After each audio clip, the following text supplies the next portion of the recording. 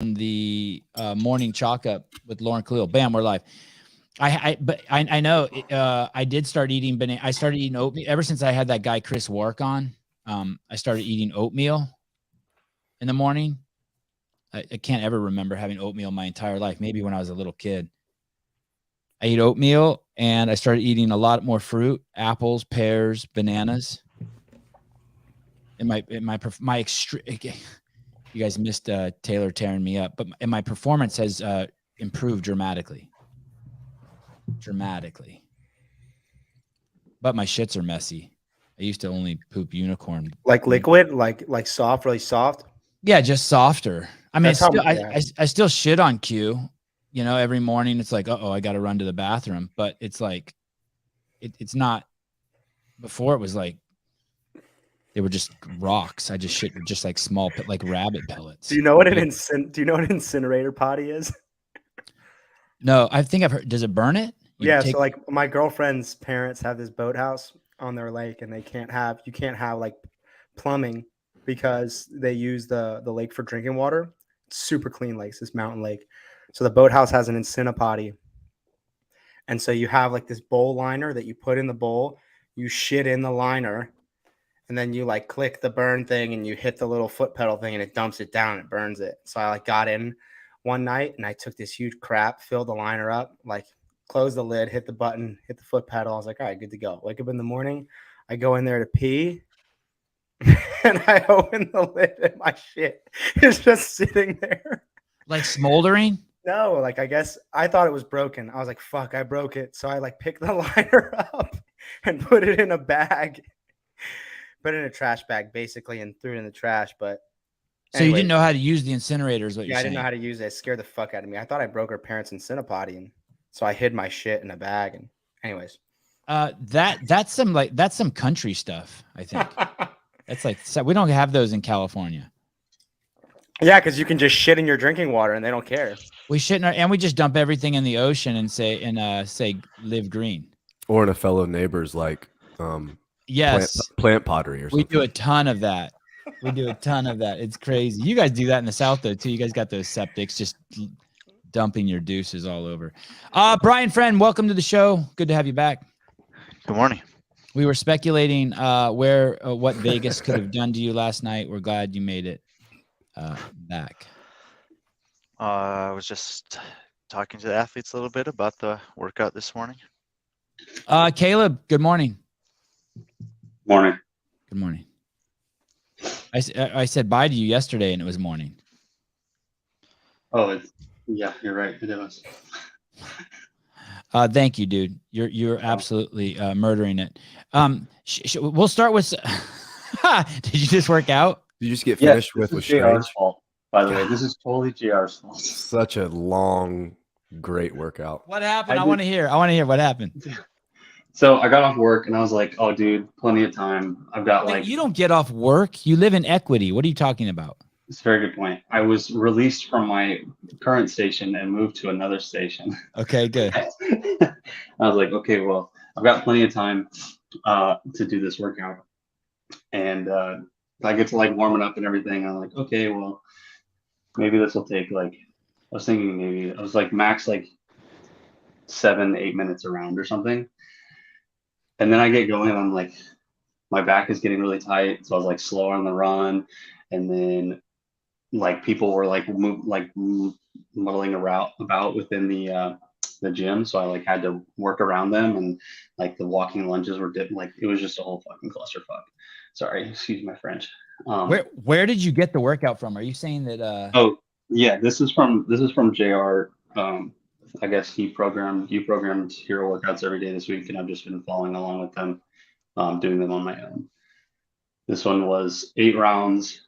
600-meter run, 11 strict pull-ups, weighted. I did unweighted because I'm really shitty at pull-ups, and then 11 walking lunges, 11 what was the other thing? Oh, and then 11 thrusters with a kettlebell. So it's not this one. Not that one. How tall that are one you? Also stuck. How tall are you? 6'2". God, you're giant. Yeah, it's a long way to go. cleans, back squats, fucking lunges. So you're wounded. Yeah, I'm hurting pretty good today for sure. That's nice. Do you have food with you? Yeah, Oh, good. Process. breakfast for dinner. All right. All right. Thank you, Caleb. Caleb, can we start with that video of Hiller that I sent you? Yeah, just give me a second. Okay. Yes, Thanks. please. Hilarious. We need to That's know so what is going on in that video. I reposted it like half asleep, and then I thought to myself, what was he doing? Oh, it's amazing. Have you seen this thing, Brian? Yes. So yesterday, John Young got in a car accident and was concussed. And when he came on the show, I was watching him very closely to make sure he didn't like just start babbling, like he didn't have a stroke on air or something. And now I think it's important to put Andrew Hiller on watch. He took a major blow yesterday. And here we go. This is I think this is inappropriate behavior for a head judge when so many people's reps depend on him. Here we go. This is yesterday, I think, at CrossFit Rhino. He's on some sort of ninja contraption, and he's supposed to out. That's a big one. Dude, that is a fall. He definitely underestimated how hard you have to kip on a salmon ladder. Isn't going up probably easier? Is that what he's trying to do? Go down? Yeah, I think he's trying to go up. Oh, he is? Oh, well, then he should have No, I started think he was lower. trying- Is he out of his I think- mind? I think he was trying to go down at that point. That's what it looked like to me. Oh gosh. Yeah, he'd already gone up a few rungs and he was trying to go back down. Hey, I like it how the pole is on a safety string. So if you crash, it doesn't Someone- land on Someone you. should make a side-by-side with this from Froning in 2010. Oh, that would be awesome. Wad Zombies on it. And then Vellner falling off the net. Who did it better? He's lucky he didn't land on his tailbone. He might have. Did he not? I don't know. Can we see it one more time, Caleb? He's really lucky he didn't land on his tailbone. Or he's I've really fucked- I've unlucky. fucked mine up before. We got to ask him that when we get him on the air today. Oh, I don't know. It looks like his lower. It looks like his upper butt, not his tailbone. Dude, he bounces. He bounces. He bounces. Yeah, he's got a fat dumper. It's all that TRT. God. So you think his ass saved him? You think his fat ass saved him? I don't know. Okay. Definitely being fit and strong helped out. Greg goes $5 because I feel guilty for commenting on Sporty Bitter's video. Thank you. Guilt will rot your soul and cause cancer. You absolved my son. Dudley Walden, I'll join you, Gray. I want those 18 minutes back. $4.99. Thank you. What do you think Dudley does? Look at his profile pic. What does Dudley do for a living? He's some computer. Look at even Brian wants to ignore me. He just wants the show to start, but he still leans in. He's probably like a moderator on Omegle. That's what I would imagine. Dudley, you deserve better. You deserve better treatment. It's your donations that keep the show alive. He's definitely in tech. Okay. Let's start the show with I'm going to go over some notes. Feel free to jump in anywhere you want, guys. I'm going to review. Oh, thank you for changing the backdrop, Caleb. I'm going to review some of my notes after watching. I watched all of Lauren Cleel's videos this morning that she made from yesterday. I'm going to go over some of the stuff she uncovered. If you want to watch the original content, go over to Morning Chalk Up to their YouTube channel. Like usual, she's murdering it, and she's what a great asset she is, and the Morning Chalk Up is to this event. She interviewed Brittany and Devin together. They're competing against each other. They are also Team Invictus mates. I didn't realize this. We had Devin Kim on the air, and we knew that she wanted to go individual, but it also Brittany Weiss has been really focused on strength this year, and she also has individual aspirations. So she's not been focusing too much on the CrossFit. Tola felt so keep this in mind. You're going to hear this a few times, and then I'm going to kind of maybe redefine what they're actually really feeling. Tola says he feels the elevation. This is his first individual comp in a long time. Tola has been focused on biking, running, and squatting. That's a quote, and no CrossFit. Something to keep in mind. So I think what we're seeing here is that these guys are in off season. Thoughts, Brian? I mean, we spoke about this in the build up to the competition. I think the athletes are coming in for, with different levels of fitness preparation and expectation here. I had kind of said that I thought someone like James Sprague might be coming here to test some of the things he's been working on because he's had a bigger runway to work on some of that stuff. But whether it was as a team or an individual, 40% or so of these athletes did compete at the games, and many of them have done some online qualifiers in time since then. And so they're, a lot of them are in the middle of training. They might be using this as a weekend to maybe just get some touches on some different stuff, but maybe not trying to peak for this event or maybe even win the event, but just coming out here to get some competition touches, some experience, and have some fun. So I think there's a big range. It's interesting to use James Sprague as an example. I think that was a poor example, Brian, because he is seeing his girlfriend for the first time in what seems to be several months. And I can only imagine he stayed up till fucking 4 a.m. and they were eating all the food in the hotel, bar, and they were making googly eyes at each other and cuddling all night. So I think James Sprague's on a totally different plan. But I understand the spirit of what you were saying, I think is quite accurate. Speaking of James Sprague, he says he's here to have fun. He said the air is dry. And I think that's what the athletes are feeling, not the 2,000 feet of elevation, and they're confusing the two. I think breathing in all of that dry air is affecting them and not making them feel so good. Thoughts on that, JR? Yeah, dry and probably cool air. I think Jorge said yesterday when he was on live that it was about 60, which is a lot cooler than what he's used to breathing in. And these athletes, a lot of them from more southern states, like if James primarily trains in Florida, and he has been in Florida since the Can West Games, and he comes up here to do this competition, I'm sure he's going to feel a huge difference. Sprague said he's pushing hard, knowing there will be thousands of others trying to beat him online. Sprague also said he is aware of the Z-score system, and he knows he has to win by, quote, a lot. Mr. Taylor Self. On James Sprague? Yeah, just on that thought, the Z-score. Dude, make me seem smart. Just like soon as I'm done, just like pick up. Just like you guys, we're drawing a picture. You didn't ask a question. I think man, he needed to win that muscle up workout by maybe a little more than he did. I think he needs to have a big event on the chipper if he wants to take overall here, because he's going to take a hit in the snatch. So we'll see. That would have been an A+ if I didn't have to cue you. Thank you, Taylor Self. Luis Lemos. God, I hope I meet you someday. Thank you so much, dude. This dude's What about always... me and Taylor? No, not Taylor. I love my relationship with Taylor just how it is.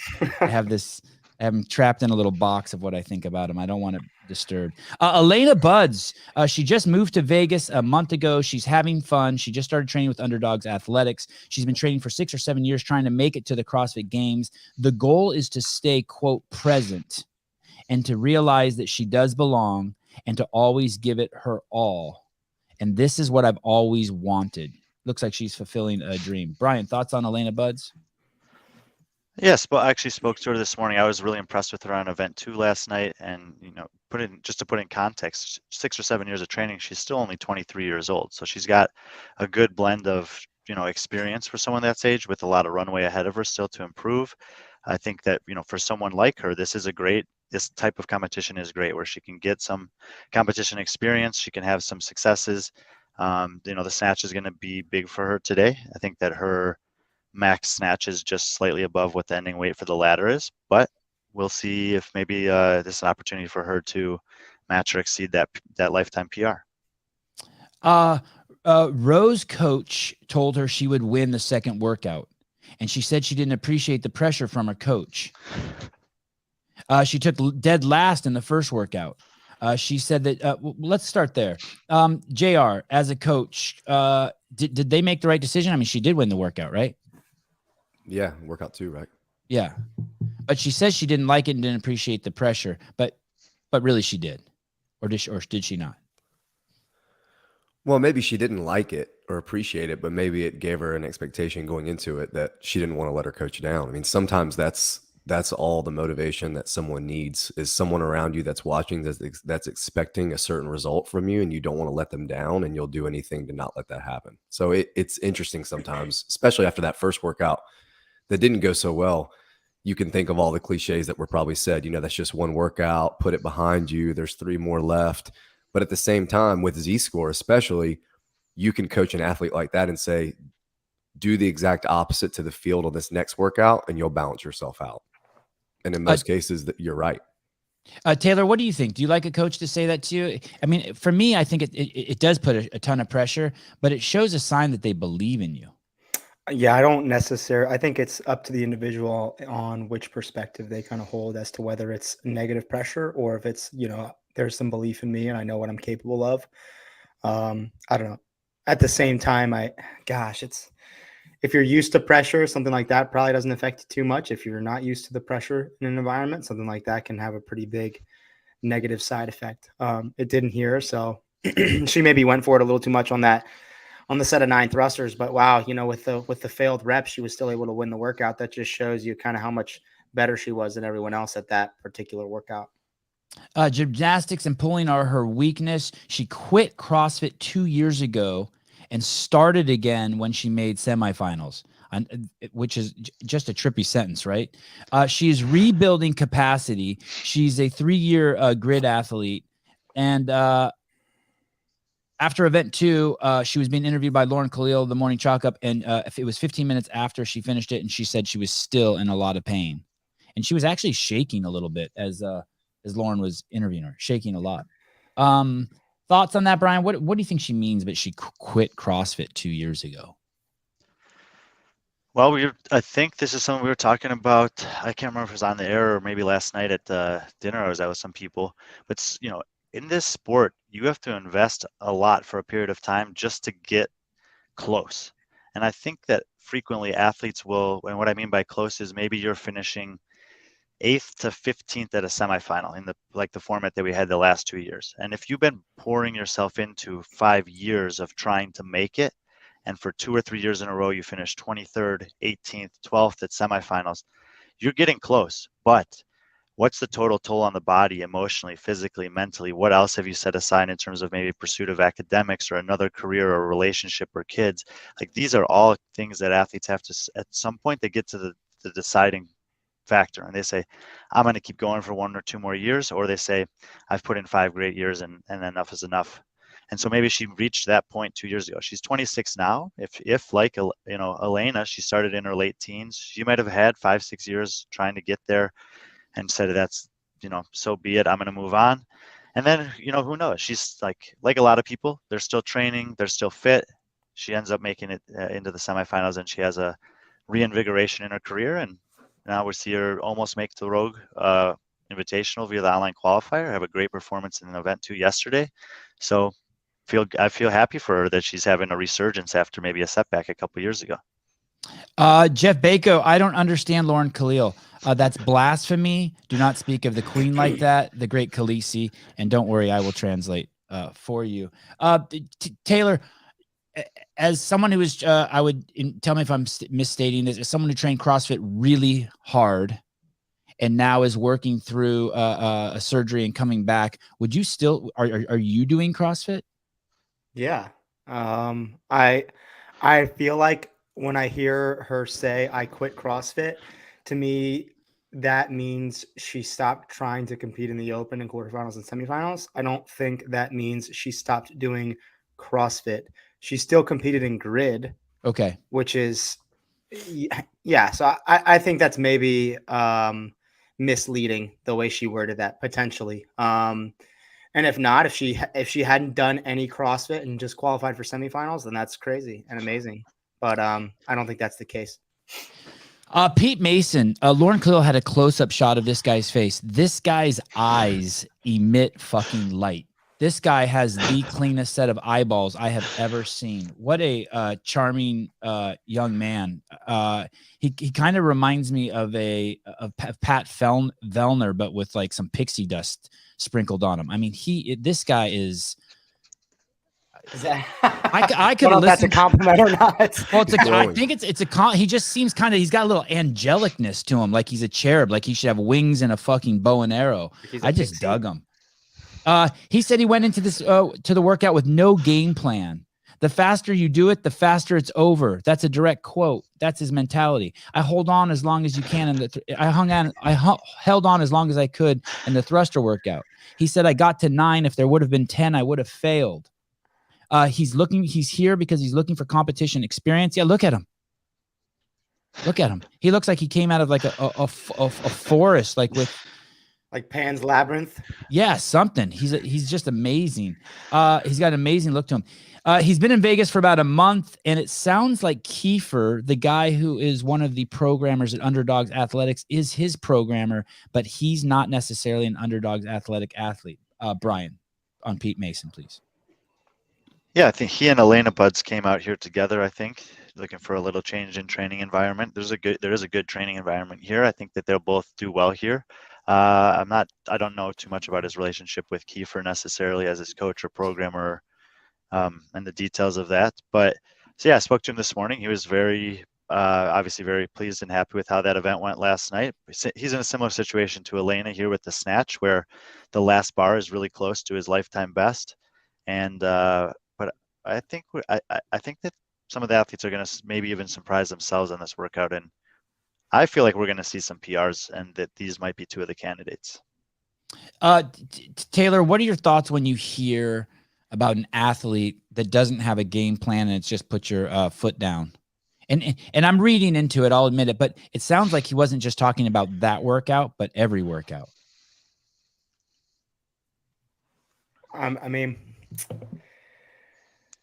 in my opinion, it's an area that has a lot of potential to give you advantage in workouts, is having a good game plan or a well thought out game plan, and just not having one maybe sometimes can work out like it did in that workout. And then there are going to be other times that it hurts you. So I would hope that he does have a game plan for a lot of workouts. If he doesn't, he's leaving some stones unturned. So JR, as he matures, there needs to be a balance between go for it and, okay, I got to pace this one. Maybe so, but there are outliers out there. If you've listened to Max or some of the TTT guys talk about Travis Mayer is one of those few exceptions, and he said it later in his career. He's kind of done away with that. He's kind of done away with game plans on workouts. He likes to go into them and just go off feel. I mean, that's someone that's made the games, 8 times now, 7 times. So, it can work, but I think to Taylor's point, for the most part, unless you have that crazy amount of experience that you can go into a workout and say, hey, I know in the past I would have planned a break on rep 5 and I was going to take a 3-second break and then start again, and then getting over with a workout and saying, you know what, I didn't need that break. I think that comes with years and years and years to where you can just say, hey, I'm going to go off feel once I get in the workout. And I think also maybe kind of the question, Sevon, to me was a little misleading. I'm not saying that you need to go into every workout having every transition and every rep and every set accounted for in terms of allocating time to that. What Travis does, I think, when you have a lot of experience in workouts, is your body and where to push and when not to. I don't think you have to break everything down to the second. I don't think a lot of athletes do that. Some do. Brent Fikowski, a good example of someone who does that, but you can be incredibly successful without it. I think just going into workouts blind is probably not the smartest thing. I remember interviewing Grant Holmberg one year, and I know this is like way, old school CrossFit, but he said, I think as I recall, he said in training, you go balls to the wall. So when he's training, you go until the wheels fall off, because I think his words were, that's where you get the greatest adaptation. And then in the games, you game plan it. I just think it's too broad of a statement to say I'm going to have a game plan for every workout or not. There's some workouts that I think you can benefit by going into and not thinking too much. Mm-hmm. In this particular competition this weekend, workouts 1 and 4, I have hoped that you've put some thought into those workouts. The other 2, I could see if you've, you're going to snatch or you're not going to snatch. And the other one, there's a little bit of pacing we talked about, but it's a 4-minute workout for him. So it's pretty fast, and you just got to accept the pain and get it done. So time domains play a huge factor. I guess that's the obvious statement. Format. Structure of workout, yeah. Tudor Magda, he wanted the competition experience. That's why he's there. He said he's done less than 10 competitions in his life. 5 is the number that I've been told. 5. Wow. Okay. We met his coach, Ed. It sounds like Tudor is surrounded by people that he really likes. I think he said, I love my training environment. He's based out of a small town east of Seattle. What's important to him is family, friends, and faith. He said in that workout with the burpees that he used that final set of burpees to get his heartbeat down a little bit. Those are my words, but that's what I was understanding him saying. He slowed down on those burpees to get his heartbeat down because he knew it was important when he finished that last burpee that he immediately grabbed the bar. Speaking of pacing. Yeah, I mean, we talked about throughout that workout. There were times that different athletes looked like they were moving slow on the burpees. There were other times that they looked like they were moving deliberately on the burpees. But in either case, there were those looming sets of 9 with the barbell, and we saw, everything across the board in terms of touch and go reps to single reps to a combination on the cleans. But pretty much everyone was hoping, at the very least, to have a chance to do those thrusters, the last set of 9 thrusters unbroken. If you're able to do that, you're going to pick up some points and some time on the field. So taking a little bit of a step back coming into that, I think is a wise decision, and sounds like it worked out well for him. Please do not click this link. I always feel like I've made it when the bots arrive. Okay, Matthew Souza. Yo. How are things going? What do you got for us this morning? Anything you spotted? Any athletes pulled out yet? Any there was something actually. How's Hiller after that fall? Hiller's all right after the fall. We have some other footage of him doing some more Ninja Warrior stuff. We'll have to show you guys later.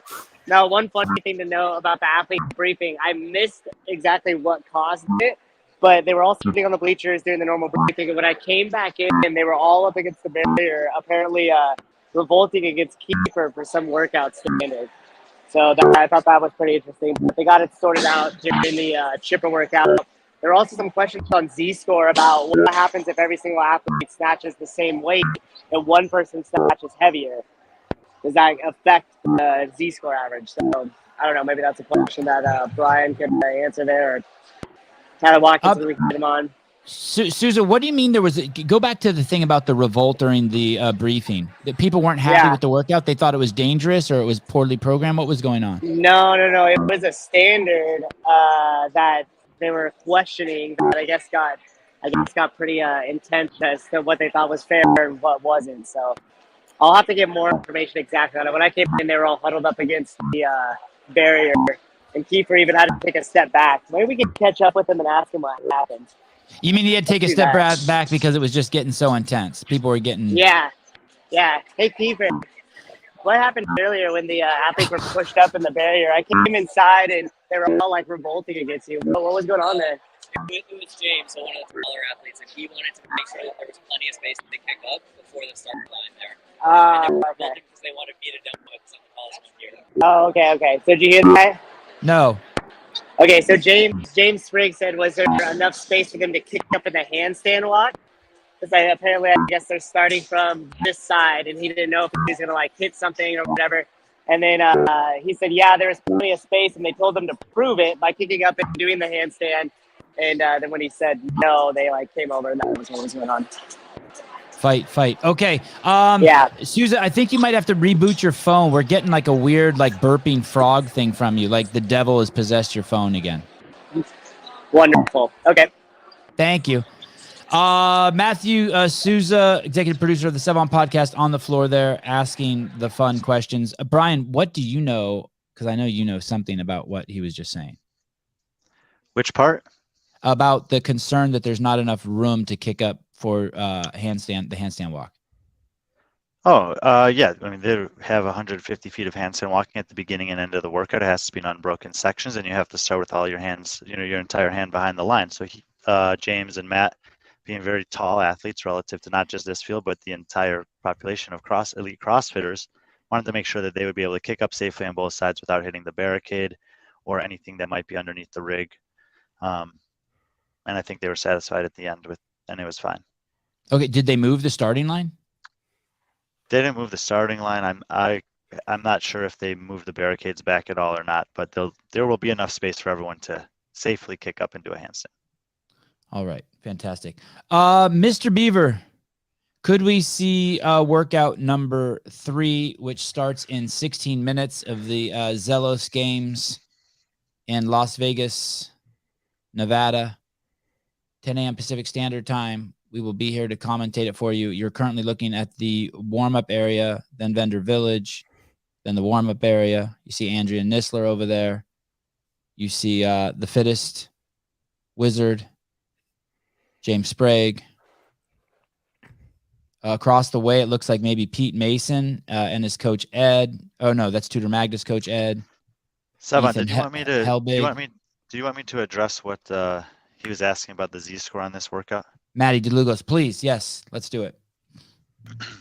So it is worth noting that a workout like this is a challenge when you're implementing something like the Z-score. The reason being, let's just say that the field breaks out into 4 even groups of 4, and you have 4 of the athletes that end up clearing the ladder and then hitting a weight that's beyond the last barbell.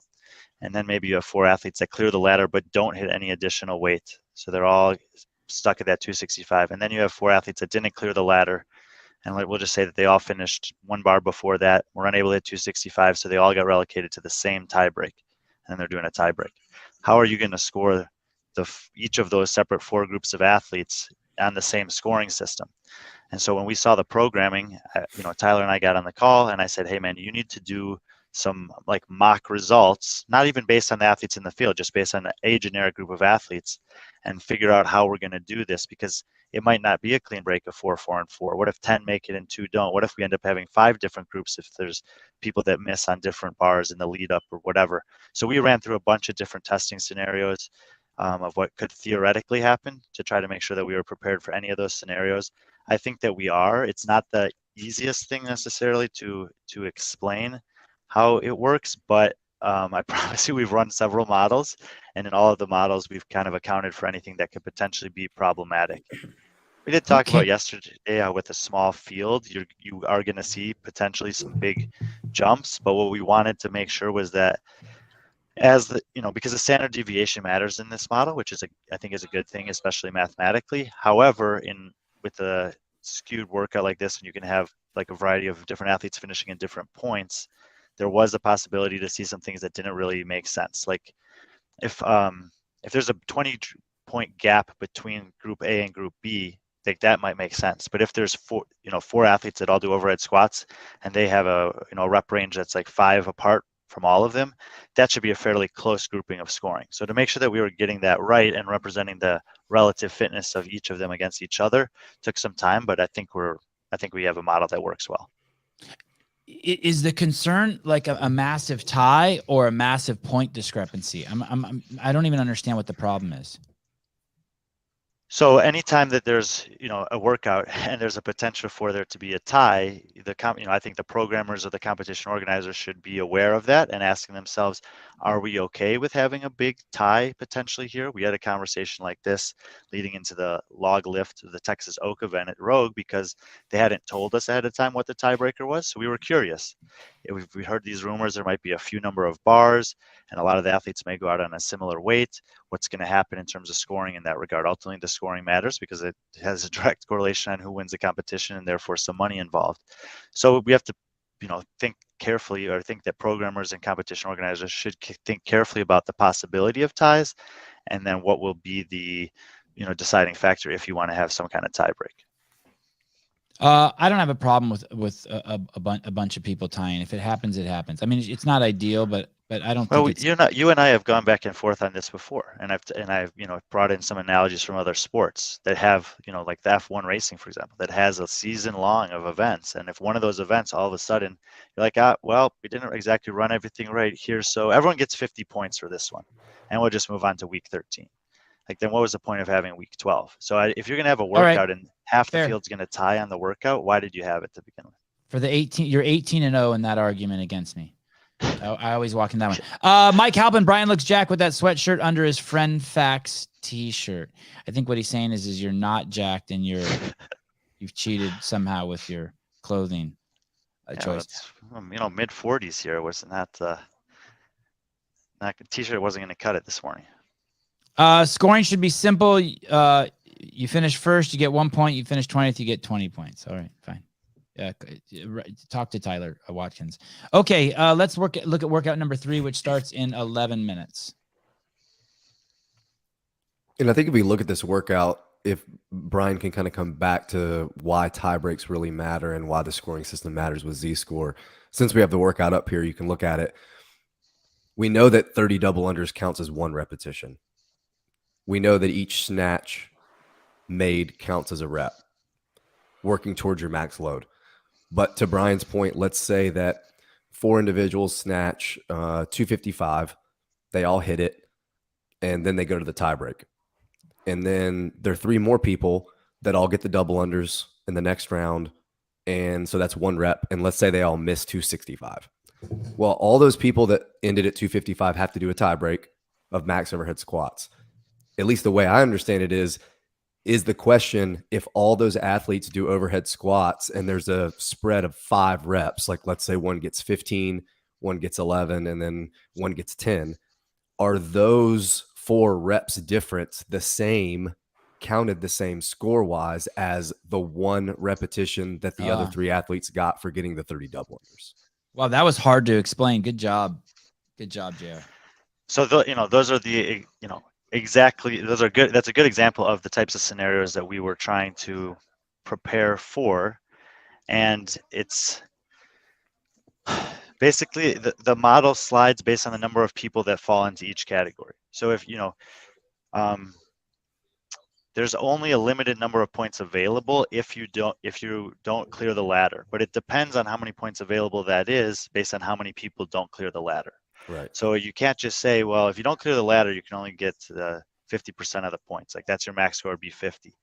Because what if one person clears it and 11 don't? Then it doesn't make sense. But what if you're the only person that clears it or that doesn't clear it and the other 11 do? So it'll be a sliding based on where the athletes fall. And to JR's question of how big of the rep of double under would count compared to a rep of a tie break in the overhead squat is also variable based on how the entire field does.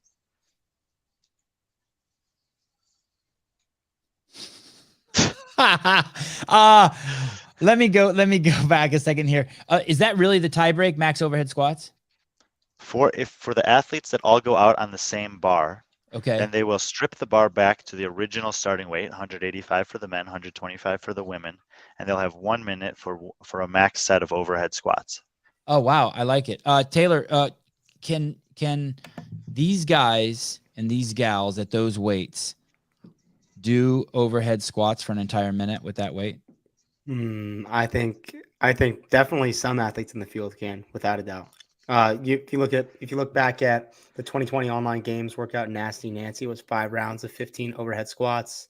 Maybe it was a 500-meter run, 15 bar facing burpees, 15 overhead squats at 185, 135, and majority of the field did it unbroken there. That being said, that's a field of an entire field of games athletes versus a field not quite as strong, but I certainly think there are several athletes in the field who could, without a doubt, do a minute at that weight unbroken. Christine Columbrander being one of them, Tola being one of them, probably DeLugos as well, Rowe, Kyra Milligan. But the athletes that are going to be able to do that well and easily won't have to do it because they'll clear the ladder. For the ones that are missing that are missing and will be relegated to the tie break, from what I saw and have heard in testing, it seems like you get somewhere around 9, 10, 11 overhead squats and suddenly things start to fall apart. And so you'll see, I think in that case, we'll see athletes that are losing some shoulder stability, getting towards 10 overhead squats in the tie break, and then we'll see what happens from there. Mike Halpin, I think, has a dispute he would like to file with you, Brian. He's saying it's not it's a max set of overhead squats, not total in 1 minute, meaning that they could keep going until they drop it. And then if they drop it, then they're done. I guess. I don't know what okay. No, it is in a minute. Okay, fine. It's a max overhead squats in 60 seconds. Maybe I didn't understand what Halpin was saying. Oh no, he's saying he's wrong. Okay. Okay. And although we'll only have 4 athletes on the floor at one time, there will be a lot going on because we'll have people in probably every heat that don't clear the ladder. So we'll have some people fail a rep, do their 90-second rest, load their bar to 185, 125, and be doing their squats while others theoretically are still doing double unders and snatching for load. Oh, that's going to be interesting to see someone who can't do 185 or 125 go for a max overhead squats at that weight. Do they have to take that off the ground? Everything's from the floor, yeah. Fantastic. All right. And anything else we want to say about this workout before we look at the leaderboard and talk about a couple of the athletes? We have 6 minutes till showtime. I think that, just for people to understand, it's 90 seconds, but in that 90 seconds, you have to do the double unders and the snatches and then change your own weights. So really just, even in the changing of the weights, just be looking for athletes who are moving calmly and composed. Sometimes things don't go perfect when you're changing weights. Your clip gets a little stuck or the floor is a little uneven. Don't panic in those situations. We're looking like this is an execution workout where you need to be from beginning to end, smooth movement, controlled movement patterns, taking advantage of the time when you have it, not being in a rush, even when you feel stressed for time, changing your weights. I think those things can pay off for the athletes that are close, because a big group, there's probably like half of this field for both the men and women that just clearing the ladder would be a good accomplishment today. And if that's the case, like just manage those first few rounds and stay calm and composed and set yourself up for the later ones. The other thing that's really will be key to watch with specific athletes, and we saw this at the semifinals, especially for the teams in the snatch ladder, is once you clear the ladder, what is a realistic jump to an opening weight? And when we get to the athletes who have some 300 plus and 200 plus snatches, you're talking about 25 and 35 pounds above what you had to end the ladder at, and only 3 minutes to get it done. So these guys will weigh in on what maybe they would do in a situation like that or advise someone to do. But for certain athletes, that's a big consideration, is how many snatches can I do in 3 minutes and where do I start? I would like to say that when he says changing the weights, I believe Brian specifically is saying they just add weights. So no one has to take any weights off the bar. It's a pretty smooth process. You just take the clips off, add the weights, put the clips back on. Yeah, it is a pretty smooth process, and unless there's a rule against it, it'll also be interesting to see little nuances in the strategy of when they load and when they start double unders. Unless they have to have the bar fully loaded before the next 90-second interval, you could see some people hit their 3 snatches, go right to their rope, do their double unders, then use loading the bar for the next weight as rest, and then start their snatches again. Or you could see some people finish their 3 snatches, immediately load, and then go right from their double unders into their snatches again. So it's almost like a built-in rest to load the bar if you want it as that. Thank you. I'm trying to figure out, Tyler, I don't think you're on till 4. It's fine. I was just sitting here in the background. You guys I felt bad for Brian. I was coming in as backup. Okay. I appreciate it, but we have 3 minutes to look at the leaderboard, but I love seeing your face. All right. Thanks, brother. Okay. Can we pull up the leaderboard? We have 3 minutes to look at the leaderboard for the men and the women. We will get back to Tyler Watkins at some point in the show and ask him to clarify some of the scoring challenges that come with workout number 3. We're going to move over to look at the leaderboard for the men and the women now. Brian, I just muted you just because it got so loud. Once you start talking, it'll fix itself.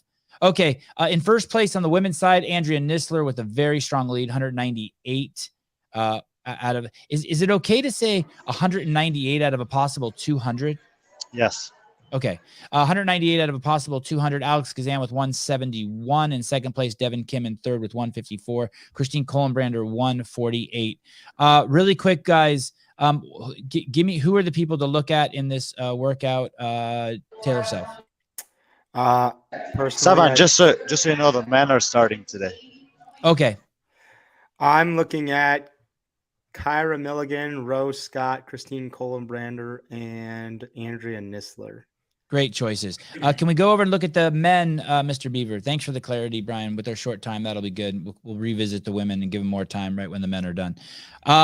In first place, we have a closer race with the men. We have Tudor Magda with 180 points, James Sprague with 165, Peter Mason with 160, Leonel Franco with 150. Someone we should mention that we've talked about a lot in sixth place, we have Tola Moraquinho with 126. JR, who are your picks for this one? I think we need to really keep an eye on Matt DeLugos in 10th right now. I wouldn't be surprised at all if when the dust settles at the end of the day that he's in a podium position. I think he's going to move up a lot here on the snatch and then again on the chipper. Wow. From 82 points, you think he's going to get on the podium? I think it's possible, yeah. Brian, talk some sense into JR.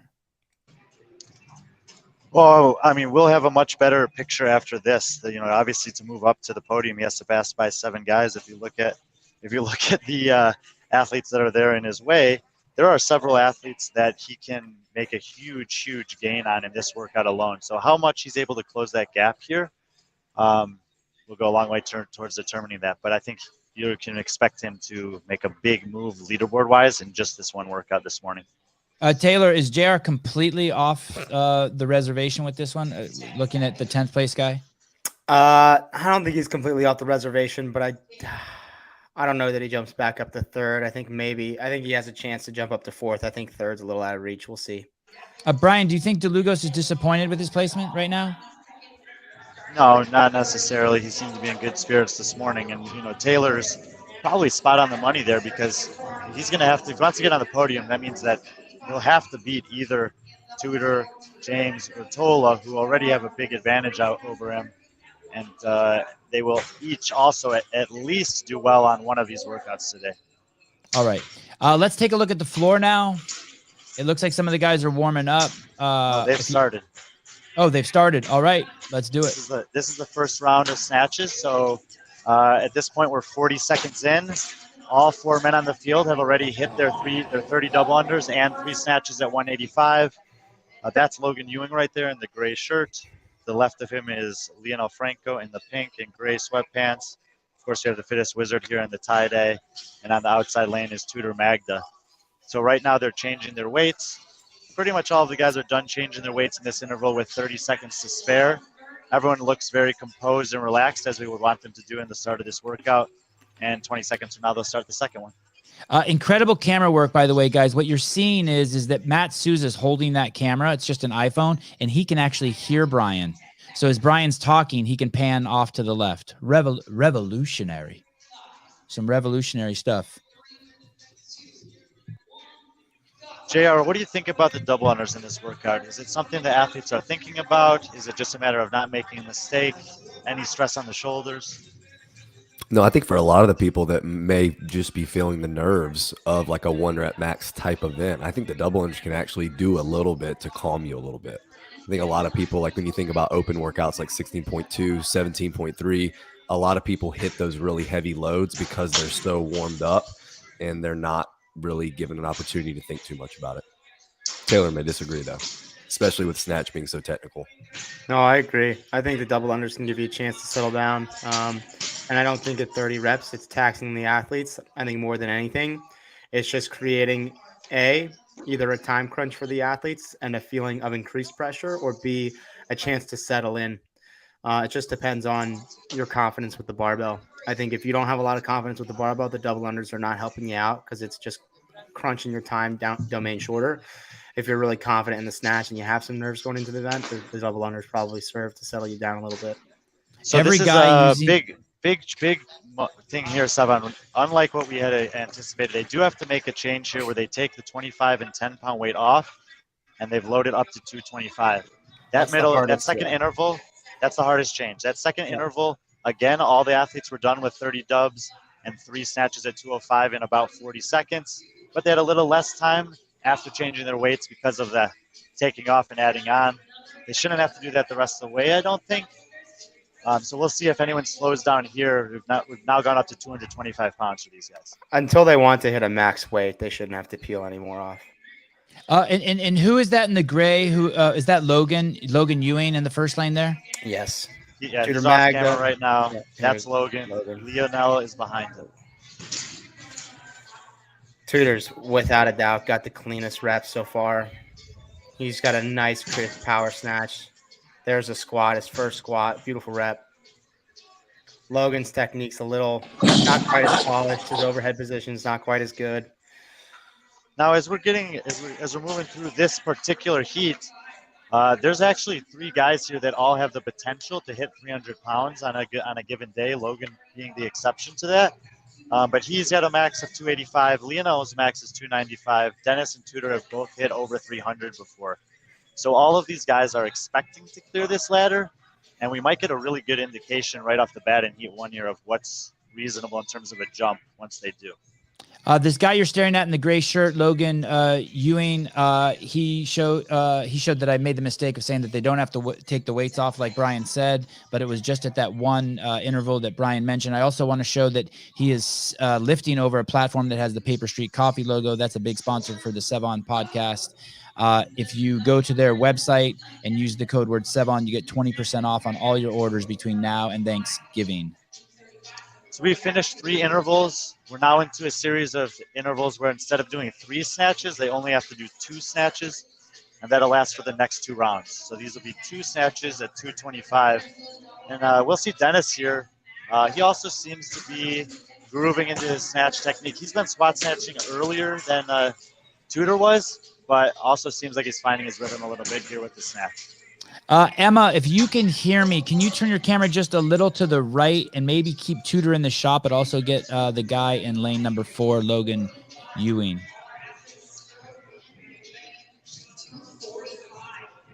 So we don't have a single missed rep as of yet. Is that correct?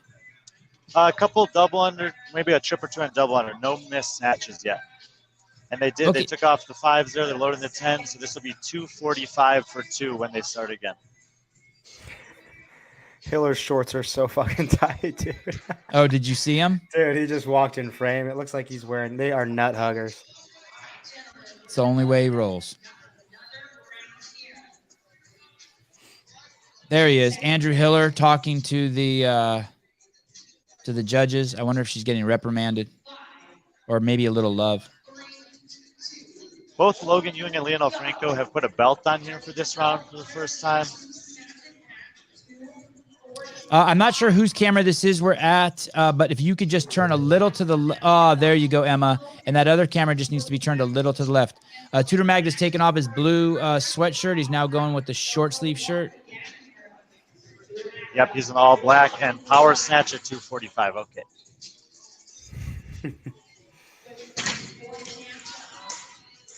Jeremy Garcia, $5. These judges better be doing the plate change math too. This event has too much addition for Hiller to handle.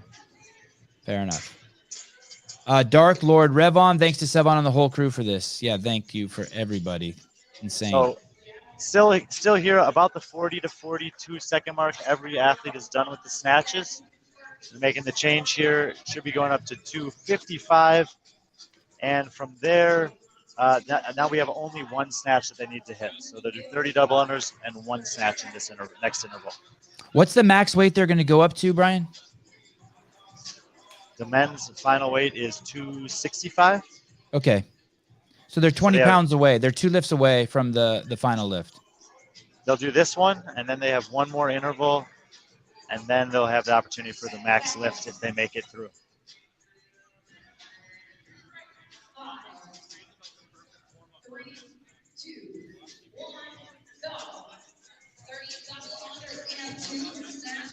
Tudor Magda in the black.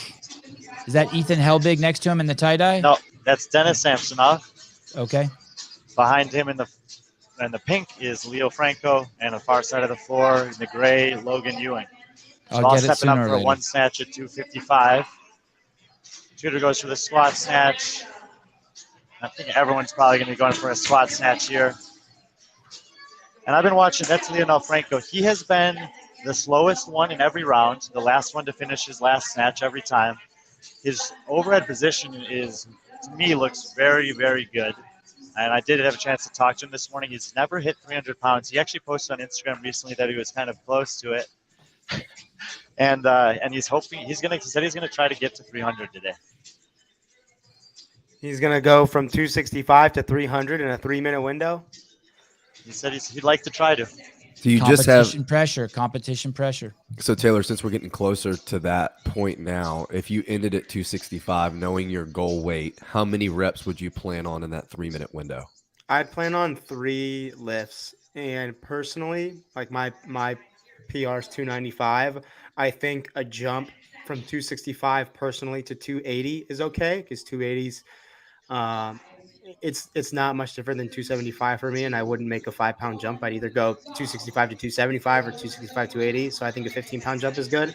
And then after that, you know, maybe 285, then 295, or 290, 295. I don't know. I think the 10-pound jumps, once you get up to 95, 98% of your one rep, is tough. So we'll see. This is the final bar. Tudor clears it easily.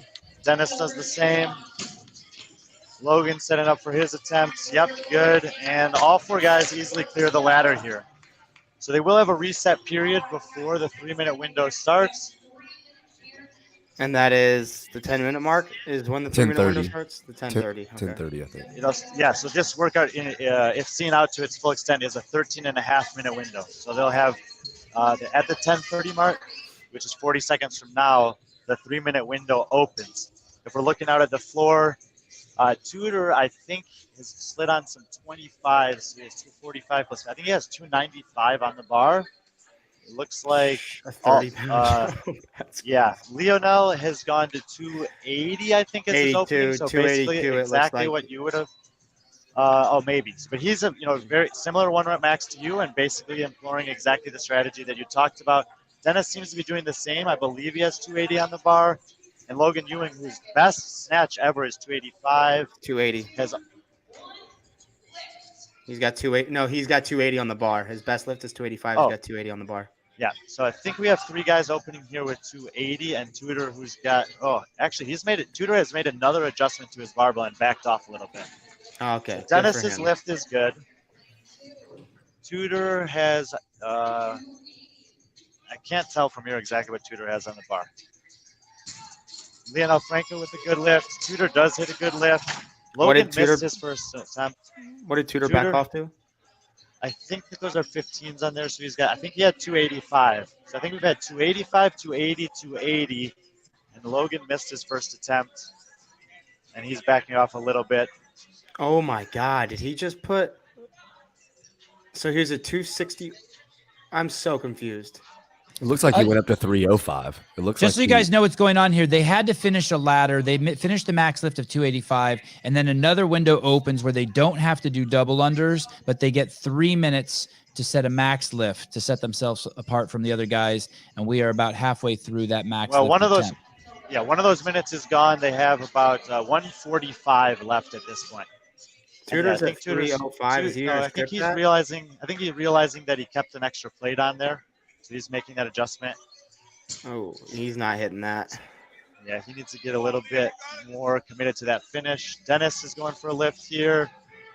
He's under it, stands it up. That should be 295 for Dennis. Leonel Franco attempting a lift. Just barely misses. Tudor hits it. Wow, he hits 305. So was that a 15? Was that a 15 on It was a before 15 the 25? in the middle, I think. And you see Ed, his coach, in there, yes. And you see Ed, his head coach, just a few feet away from him. Did he leave James Townsend? Yeah. That old news. Sorry. So Tudor, if that was a 305 lift for Tudor, that would be a lifetime PR. He never had hit over 300 prior to today. Wow. And is that going for another lift? Is that recorded? He's never hit 305? No, that was me talking to him this morning. But remember what we talked about with him yesterday in the muscle-up workout, where he's put on some weight since the games. 10 to 15 pounds is what we're led to believe. Obviously, that would help with the weightlifting. He also did well with the gymnastics. So he's gone up. I think he's got 310 on the bar now. Dennis, I think, has 305 on the bar. If Dennis were to hit this would be a PR for Dennis as well. Looks like Leo's still at 295. Wow. Lionel does get that one. Very nice lift for him. And that's time expired. Big lift for Dennis. I think that's a PR. Do they give that to him? She yelled time, but he already had the bar off the ground. All you have to do is break the plane with the bar. That should be a good lift. So if we're correct, I think that was a PR for both Dennis and Tudor there, which is an awesome way to start this workout. Yeah. Hey, can we get over, Souza, to hear what's going on in Tudor's corner, what Ed's saying to him over there?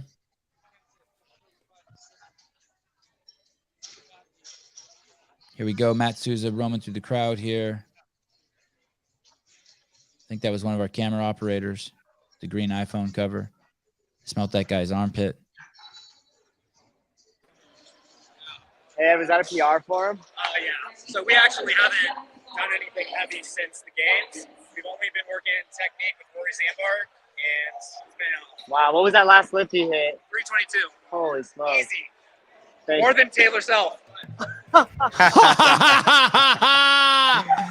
Oh, Did he say 322? That's crazy. Yes. 322. Holy cow. 322. savage. Let's see if we can get a word from Tudor. Ask Tudor what the plan was. Tudor, was that the plan, brother? Was the plan to go out there and PR today? Yeah. Nice. It's a nice environment. Gotta get involved with the weights. How did he choose the weights? How do you choose the weights? Based on the field, just like how pumped I am in the moment. So Awesome job, man. now you gotta tell your coach you're never snatching again. Get Tola scared. Tola scared. You heard it here first. James Sprague letting us know that even Tola is scared. I mean, 322, like that is amazing. And that And was he- smooth. And he said he hadn't lifted heavy since the games. They've just been working technique. Seven, Incredible. you and I have talked about this before, particularly with the snatch, that you can take some time off of lifting heavy with the snatch and then find yourself having a pretty good day. But I don't know if he was even thinking that was in the cards. I mean, that's a huge PR. So the Tudor Magda hype is real. I mean, that's been the word on the street right now for 18 months. This guy's strong. This guy's strong. This Well, guy's strong. There's been an up and down in terms of his narrative, right? And we talked about it coming into this weekend that he was in my opinion, the biggest wild card in the field because he over exceeded my expectations for him at semifinals. Based on watching him in Vegas 2 years ago and what he did this year at semifinals, I thought, yes, this guy has come a long way in a year. Then you get to the games and nothing seemed to be going right. Tudor's not a very public guy, doesn't do a lot of interviews, doesn't talk a lot publicly, posts a lot on social media. So there's, I think still a lot of uncertainty about what happened there, whether it was mentally, physically, just a bad environment, a bad week, maybe it wasn't, but it was bad. And, especially with what we saw at semis. So this is amazing, encouraging, and I'm very happy for him to see him having a great weekend here so far. And yeah, I mean, if he can channel this kind of fitness into the next season, he'll be back at the games, and I think he would do a lot better his second time around. Good to hear. Taylor, why was that directed at you? Did you say Tudor wasn't strong or something? No, I've never made a comment about him not being strong. I just talked about him being a hothead. Well, the, they're probably going to send you some of their winnings because it sounded like you motivated them. Yeah, that's all due to me. You can thank me, Tudor, for all your hard work and your PR. In the lanes, in lane number 1 here, I'll take a stab at it. We have Peter Mason. In lane number 2, we have Ethan Helbig. In lane number 3, we have James, the Happy Man Sprague. And in lane 4, we He's have off the Kiefer. camera for you there. He's off the camera for you there. It's Jack Rosema in lane 4. And Okay. This heat is going to feel very different to the one that we previously saw, where all of the men in that heat were expecting to clear the ladder, and obviously some of them had a lot more in the tank weight-wise than that. In this heat, there are 3 guys whose listed lifetime PRs are 265, and the 4th guy is Ethan Helbig, who has a lifetime PR at 285, but has recently hit 265 in a local competition, and that's kind of his recent PR. So all 4 men here are looking to clear the ladder as a win for this workout, whereas in the first heat, everyone was assuming that they would. For you guys, if you're an athlete that's not sure if you can clear this ladder, is there anything different about what you're thinking about or how you're going to approach the early rounds as opposed to someone who has 300 in the tank? But before you answer that, Brian's question, what's going on here on the floor? Why are they putting so much extra tape on? Oh, they're measuring? What are they doing there? There are some within the rules. Keep in mind that this is an online competition. There's a designated space that you have to lift within. It's 2 lines that are 6 feet apart, and I think that you're not allowed to go outside of those parameters. It helps with video reviews and just having everything in the frame. And so we want to make sure that we're meeting those standards here. They shifted the lines on the floor after that. So they were just spacing out the floor a little bit more. Okay. Sorry. Do you guys remember the question Brian asked, JR, Taylor? No. Yeah. Go ahead, JR.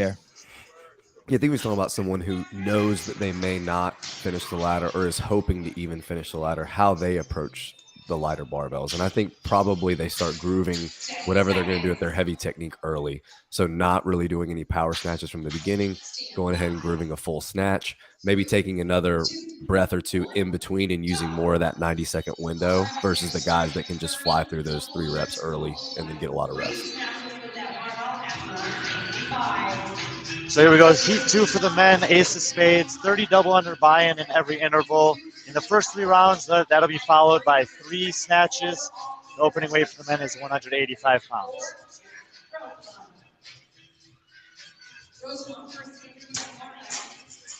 I believe Jack Rosema has quite a bit higher snatch than 265, Brian. That was the listed one that we were able to pull from his game site. You might be right about that. He was one of the few athletes I was unable to catch up with this morning. I'm shocked also that Ethan Helbig has a 265 to 285 snatch. I would have expected him to be a bit higher. He's just such a big dude. I guess we'll get to see what it looks like when the weight's too heavy. It's so easy doing this with only 4 lanes. So similar to the first heat, all the athletes finishing 45 seconds at most. Nice smooth transition there, just throwing on some 10s. They got 20 more seconds to rest before starting the second round. Second round of this workout also has 30 double unders and 3 snatches, this time at 205 pounds.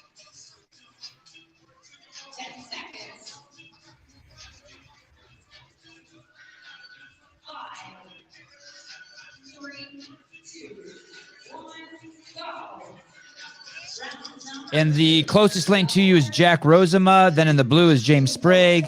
Then in the third lane is Ethan Helbig. And then farthest from you, which you can't see, I think he's behind James Sprague, is Pete Mason. There he is on your left now in the gray shirt.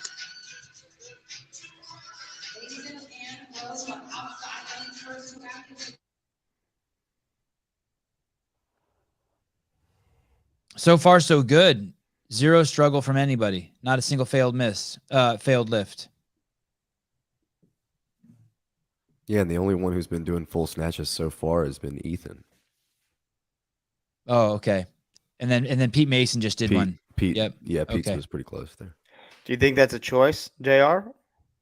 By Helbig? Yeah, for sure, because I'm pretty sure he was doing it at 185.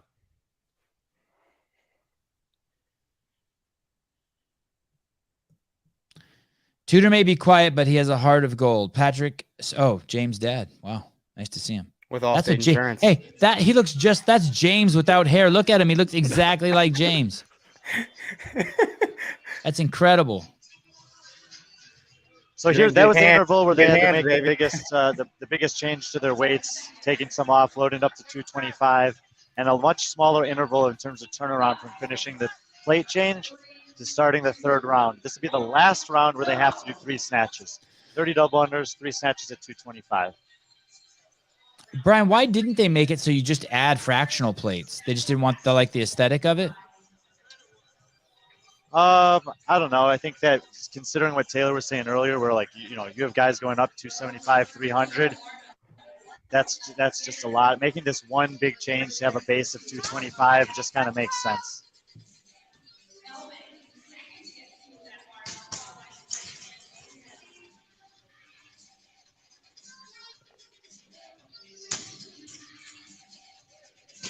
Oh. This is one of those things that, if you're watching James Sprague here on the screen, it looks a little bit more difficult for him than some of the others. But we've seen stuff like this in the strength. Oh. Now, if you step over that line, can you come back to the designated area and drop and have it still count, unlike the open type stuff, quarterfinals? Yes. Yeah. So that's what we just saw with Pete Mason, where the judge was actively telling him to get back inside the zone. He was able to stabilize and do that, and they did credit that rep. Is that normal? I've never heard of that. Basically, in other competitions, if you come out of the zone, it's over. But as long as you finish the lift in your designated space, it's a good lift. That's how the rules read for this. I think that in a lot of times with the lifting that's on a platform, and they would consider it unsafe to remount the platform since it's elevated. But here it's a flat surface, so they're allowing it. And what does that tell you? Does that mean this next weight, Pete Mason's going to fail after what we just saw? Maybe. I mean, that's what I was about to say with James Sprague, is that sometimes for some of these guys on a lifting event, there's just a period of time where you're getting into your groove or your rhythm. But I would say for both James and Pete here, they want to be fairly deliberate in each of these attempts. They only have 2 reps to do in this interval, and so they want to make sure not to miss either of their attempts. Kendall, great camera work, Kendall. You're killing it. Good adjustment. And that opening rep there from both Pete and James was much more strong position and committed than the previous rep at 225. Missed rep from Ethan. Yeah, I think that may be just a little bit of a rush there. Much better interval for Pete, and Ethan is able to get under and stabilize that one. So all of the guys cleared at 245.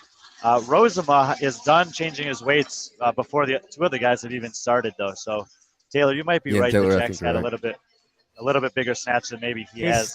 He snatched like 290. I think he snatched 295 or 300 at Granite Games 2021 or 2021. Dang, Ruth, you're killing it. I'm loving the camera work. He's still power snatching on that last round, so you would think he's got plenty left in the tank. Let's look at the Granite Games leaderboard.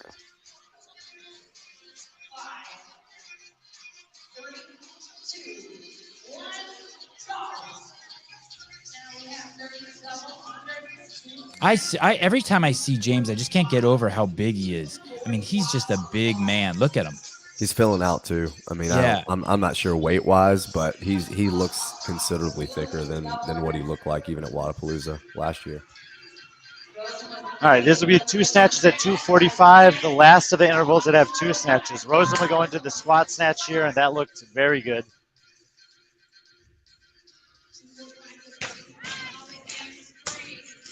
Little bit of shoulder instability from Helbig, but he did lock it out.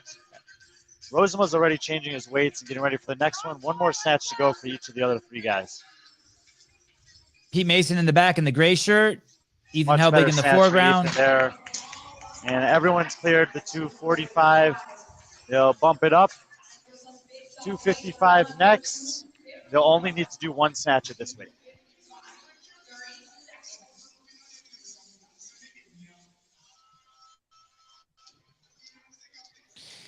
Kenya Clark, happy birthday, brother. Happy birthday. I dedicate this show to you. Happy birthday to Kenya Clark, 32 years old. Kenya Clark has a podcast worth checking out. I think it's called Black and White.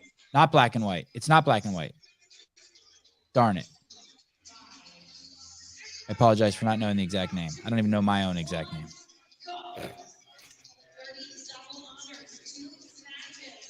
So I'll be curious to see here, 255, getting close to the weight. Their goal is to clear the ladder.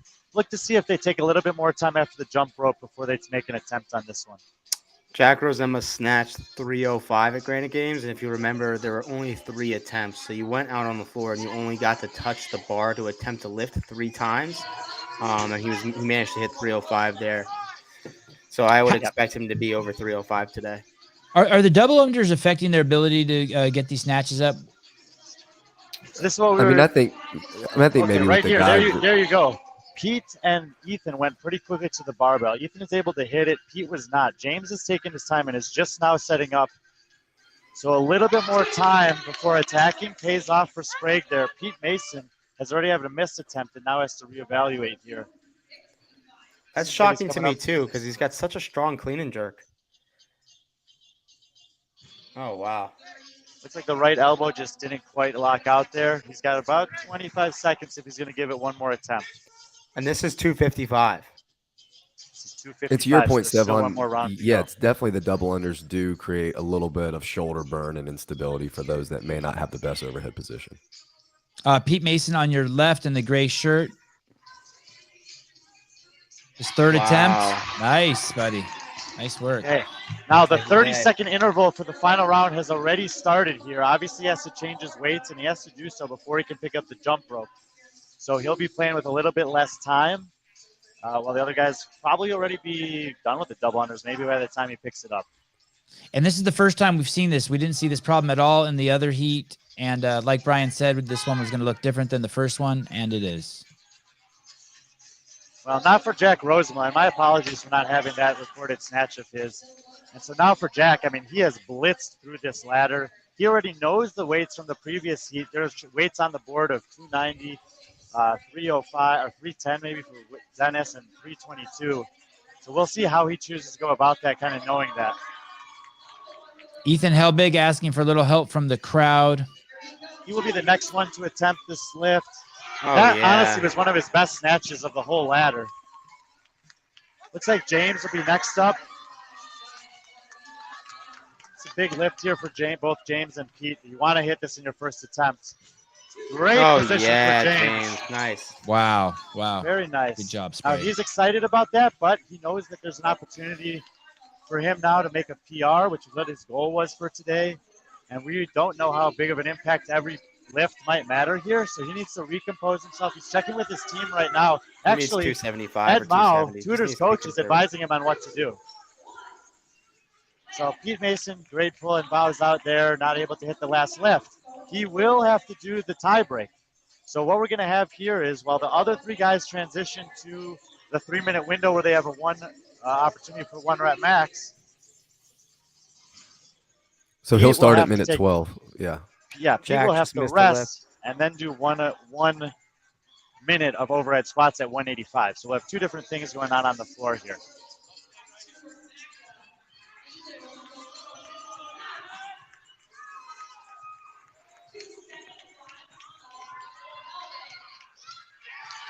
Oh, wow. He knew it. Nice. That's awesome. That's a big lift for him. He hasn't hit over 265 in a few years, he said. So well done for Ethan there. James setting up, 270. I think 270. Oh, come on. You got that, baby. That's a good miss. But you That's a know good when miss. you miss it behind that he has that. And He's this got is to a weight punch he up. knows he can hit. He's got to punch up on the bar and meet the bar with a little more aggression in the shoulders. It's there. Take your time. Take your time. It's there. So while these other guys still have about a minute 45 to lift, 10 seconds from now, Pete Mason is going to start the first tie break that we have seen. Jack Rosen was setting up for a lift in lane 4, stabilized under it. 296, did she say? I think so. I think she said 290. So Pete Mason Oh, is wow. starting in on his set of overhead squats here at 185.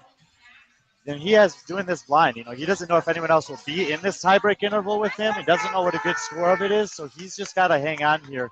He came into the day in 3rd place. Yes, James. And Yes, Sprague get up, buddy. with a lifetime PR, baby. Wow. Straight to his girlfriend, I bet. He just clicked his heels, dude, like Mary Poppins. That's Mason awesome. still has the bar overhead, 30 seconds into his working interval. Helbig is lining up for another attempt. Oh, He's under Oh, it. yeah. my goodness. Nice. Oh, Oh. the Bronislaw Lankovich pose. All right, Bronislaw. And Pete Mason, if you guys didn't see that there, he chose to re-rack the barbell or rack it on his back before going into another set. He's got 8 seconds left. Jack Rosema is setting up for a big lift in lane number 4. And Jack Rosema misses it behind him there as Pete Mason's interval comes to a close. We'll have to check on the counts there. Wow, it There's looks like Jack 23 just jumped to seconds left. 305 too. He's got 305 on the bar, it appears. Sorry we missed that, guys. And Jack missed that lift behind him. I just don't know if he's going to have time for another attempt. There's only 12 seconds left here. Oh, he's got to go for it. He's going for it. He's going to pull it off. James is lining up. Ethan Helbig is satisfied. Jack's making his way to the bar.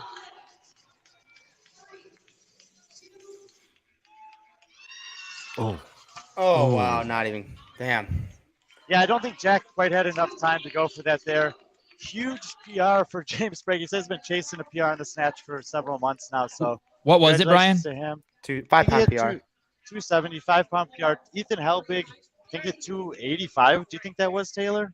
I don't know. I think 275? it was either two. No, he hit 275. I think it was 280. 287. 280. I think it was two. He had the I think it was- fractionals on there.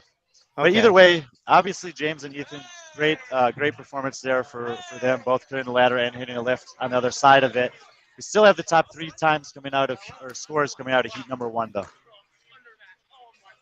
See if we can find where Souza is. Souza's camera. Here we go. Susan, can you unmute yourself? James. Yeah. Oh, it sounds like Brian might be talking to James here. Hold on a second. Let's see if we Ethan, was that a PR? I just said congratulations to him. He had to go. I had a double wrist sprain in October of last year.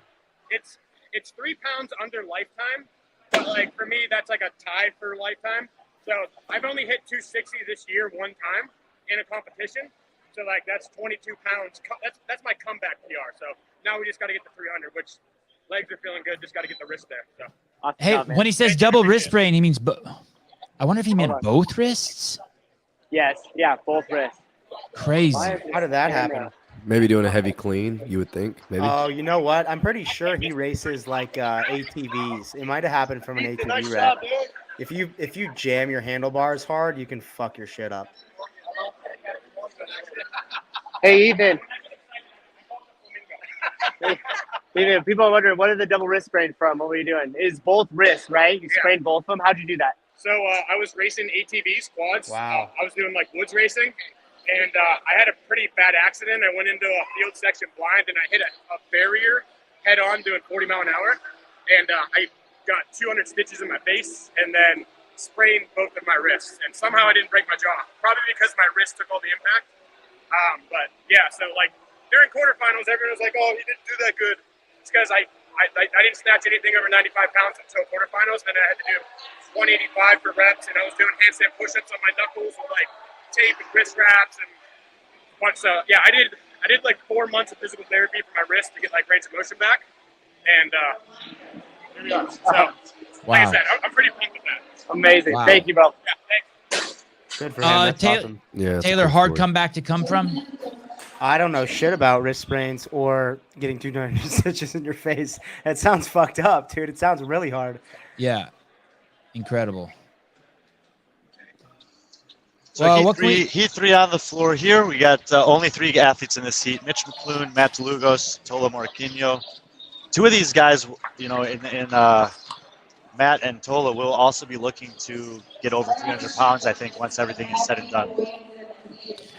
What's Mitch McClune thinking out there? Does he wish he wasn't with these guys?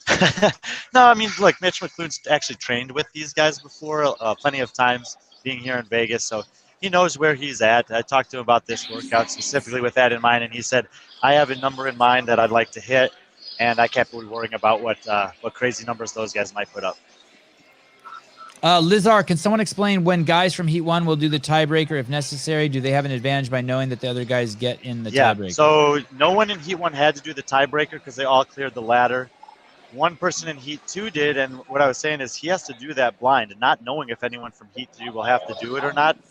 And so he's just setting a score to beat, but it might not end up mattering. If Mitch is able to clear this ladder, then Pete's tiebreaker was all for nothing because, you know, he would have finished in that spot anyway. But not knowing that, he has to try to set a good number. What was his number of reps? Do we know? I'm not sure. And of course, keep in mind that this is going to be an online competition as well. And there will certainly be a lot of people in the online competition that fall into the, you know, that category that he was in. It looked to be over 20 without a doubt. And you can keep going as long as you don't put the bar down. Like No, Brian it's noticed. a 60-second window. Oh, so you could can even put put it it down down. and get it back up. Okay. He just chose to do that instead of snatching it again. Which is smart.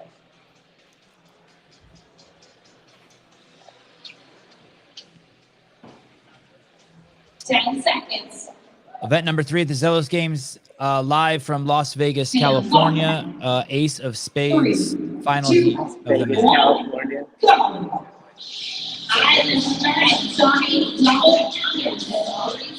Left to right on your screen, Mitch McClune in the blue, Matt DeLugos in the center in the white, and Tola Morquinho on the right in the gray with pink knee sleeves.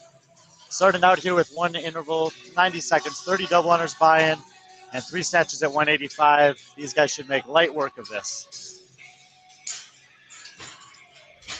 Great shot, Souza.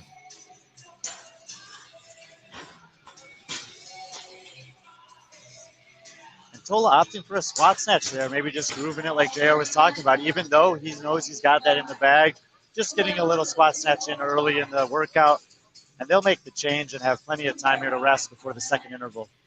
That's the only way to do it, right? Like, why not? You know you're going to do a lot, right, Taylor? Why not oil the groove? Why not do one when it's easy? I think that's the thing to do. I personally, it's not enough squatting for that to affect anything else other than just getting some good technique I don't know reps what in. 87 kilograms is. Perfect. Patrick Clark, bringing valuable information to Brian Friend. He actually is the foundation of all of Brian's information. Brian, it would be like a naked little boy out in the field without Patrick Clark always feeding him brilliant intel. Brian, do you know Matt DeLugos' athletic background?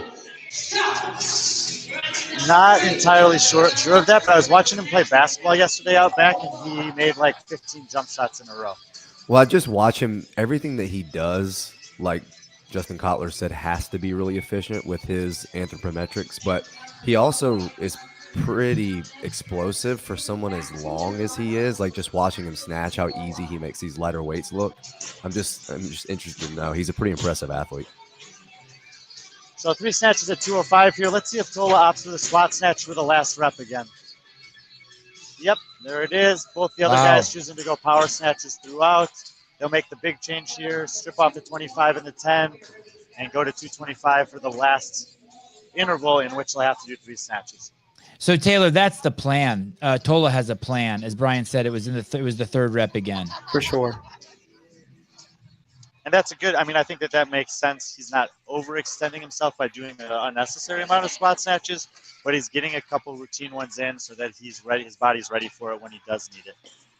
If you're ever wondering how to change weights, every single athlete has used this exact same technique. Stand over the bar and pull the weight on. Every single one. They teach you that at your L1. No, they don't. I'm just joking. They don't. But they should be teaching you in your affiliate. Right. Good point. Last interval with 3 snatches, 30 double unders, 3 at 225. A couple of trips here on the double unders, but not a big deal for these guys. They should have plenty of time with this weight.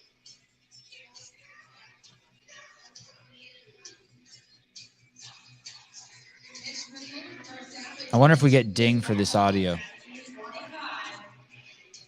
Matt McClune on the left, going for it in blue. Easy day. Matty DeLugos, number 2. And in the back, Tola Marqueño. Everyone now has 2 successful lifts, going for the final lift.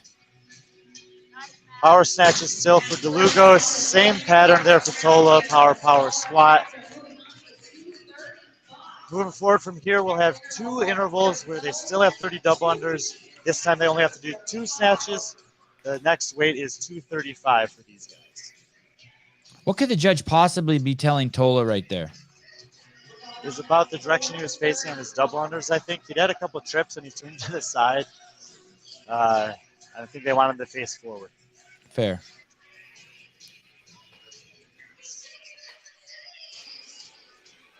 DeLugos rocking out a little bit, got the head bob going. Brian's even got a little head bob going.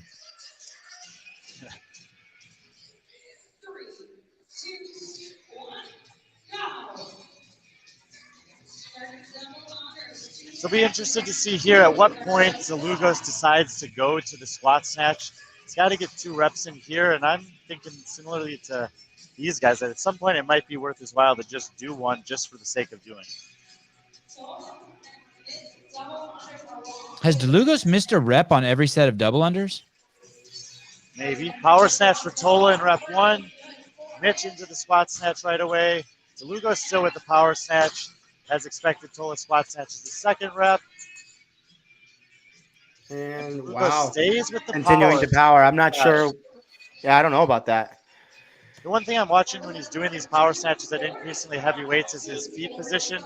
And it still seems like he's landing basically in his squatting stance and not going into that aggressive starfish position. But he's getting low in the power position. So I'm thinking that 245, I think we're going to see at least 1 squat snatch low. What's the aggressive starfish position? A very wide stance in the receiving Yeah, your position for feet the snatch. just That's get too outside wide. of what you want.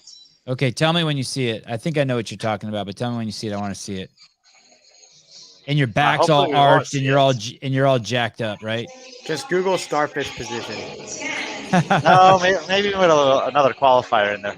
$4.99 for Brian's naked cam. Wrong stream, Heidi. Wrong stream. Wrong stream, he says. Wrong stream. So again, they have an interval with 2 snatches. This one will be at 2:45. Mitch McClune in lane number 1 in the blue shirt. In the middle, Matty DeLugos in lane number 2. And on the right in lane number 3 is Tola Morquinho. I'd be shocked if DeLugos doesn't squat here. Power. Powering.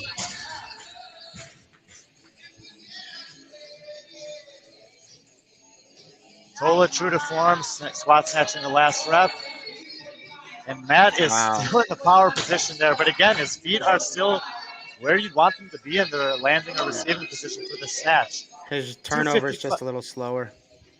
Yep. So now we're moving into the rounds where there are only 1 snatch. Up to this point, Tola has opted to squat snatch the last rep of every interval. So I'm going to assume that he's going to go for the squat snatch from here on out. And I'm still waiting for DeLugos to go to the power snatch, to abandon the power snatch, that is. And no pun intended, but Mitch McClune is the underdog here, and he's hanging. Oh, yeah. I mean, Mitch will, certainly expects to clear this ladder. He said he wants to try to make a PR today, and we've already seen that is definitely doable. He comes in with a lifetime best of 285. Matt DeLugos comes in with a listed PR of 315, and Tola Morquinho's lifetime best snatch is 340 pounds. So as we're getting close to that final interval, those are the numbers we're looking at if we're going to see another PR from the men today. So Tola is going to go for a lift to beat Tudor Magda. He will Tudor Magda sure. at 322. And I am wrong there. He opts for the power snatch at 255. DeLugos goes to the squat snatch, walks it forward, returns to the designated area, and sets it back down. How much did that take out of him, that bad lift? How much did that take out of him when you do that? Does that affect all your lifts now? Did that take something out of him mentally, physically? I don't think so, but I think this is why Taylor is so surprised that he hadn't squat snatched earlier. Why not just do 1 or 2 so that when the weights do get heavy, it's not the first time that you're going into that position? We'll ask him immediately following the event. The only thing I can think of is I remember during the LCQ, he had a knee issue and was talking about squatting being an issue for his knee. And I don't know if he's still dealing with that and trying to avoid whatever squatting that he has. I'm not sure. So we'll see. Last interval before we get to the 1 rep max portion of this competition. Again, they'll have 30 double under buy-in. This time 1 snatch at 265.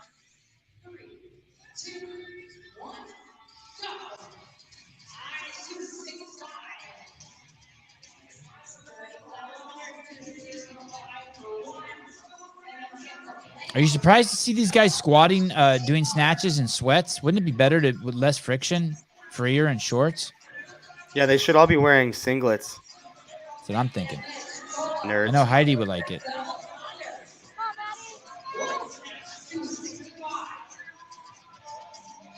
Or a banana hammock. Great snatch for Mitch McClune there. Just slinging your... There he goes. His first squat snatch, right? No, And he squat again- snatched 255, but the shoulders were a little forward. He needs to commit to this one. Yeah, I mean, just to Brian's point, it shocks me that he didn't squat snatch any reps prior to this because, yeah, it just Better snatch there, but you still see a little instability in the shoulders. Now, Just you know, rusty. for a guy like DeLugos, who has 315 pounds that he's done in his lifetime, and he's not had the most solid lifts here at 255 and 265, we'll got to see what kind of jump he chooses to make. Tola's already got his bar loaded up. He's got 295 on the bar, and that's where he's going to open up. Mitch has gone up to 275, I believe 275 to start. He might have fractionals on there. Maybe it's 277. Yeah, keep in mind, too, though, we saw this with Ethan Helbig. Sometimes those lighter snatches look a lot shakier than when the weight gets heavy. And sometimes as the weight gets heavier, their snatch technique gets better. Oh, wow. That was. Oh. Did you see his belt, too? It looked like a fucking mover's belt, dude. It looked like he's packing boxes and carrying them upstairs. That's what the belt looked like. That's hardcore. It's hardcore. Oh, wow. Mitch McClune's got that, I think. So there you go. That one's a lot cleaner for Matt. There you go. 277 And for Tola. DeLugos, 295 Six, for Tola. 295. And look, Tola missed that first snatch behind him, which is, that's not such a big deal. He obviously has that weight, but he cost himself a little bit of time there. And with the snatch of 322 already on the board, you might want to have that time. Yeah, I don't know if he's going to get to 322 with that miss. He's going up to 315. He's making a 30-pound jump. Those are 15-pound plates. Whoa. So he's going up to 325. Wow. I don't know about wonder that. how many times in training he's ever practiced making such a big jump. That's ballsy. Mitch McClune going for 277. He's got this. Matt DeLugos going for 287. Yep. Much better for Mitch. There you go. That's huge for Mitch McClune. And Even finally, better than the last DeLugos' one snatch again. is looking very clean too. That's 287 on the board. There was a 290 out of Leonel Franco in the first heat. So DeLugos really benefit from getting one more good lift here. 325 for Tola. How much time has he got? 50 seconds? 90 seconds. Oh, my God. Wow. Wow. And a nice celebration. I think going to go up again. It looks like he's just going to. He knows he's won it. Z-score, buddy. Come on. You need the points. Okay. I tried to bring Caleb on because Caleb looks shocked, but we've maxed out the number of cameras we can have on. There is 13 and a half minutes in this workout, so they do have 1 minute or just under a minute left to go. Tola's adding 340 no, or no, 337. No, he's added. He's going to go for 332, correct? Okay. Yep. Mitch McClune's going for 285, which is match a lifetime best. DeLugos going for 290, I believe, which he would match Leonel Franco if he hits this. Patience in the bottom. There we go. Wow. That was good. Great Wow. lesson for everyone who's snatching out there. Damn, JR. JR must have sent him a text. Don't let me down, buddy. Don't let me down. Good. Mitch McClune lining up for his final attempt. Tola Morikino approaching the bar. Ooh. Okay, Tola. I believe this is 332. For the Z.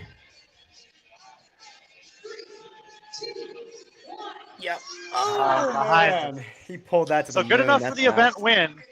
Not the massive discrepancy that we thought there might be.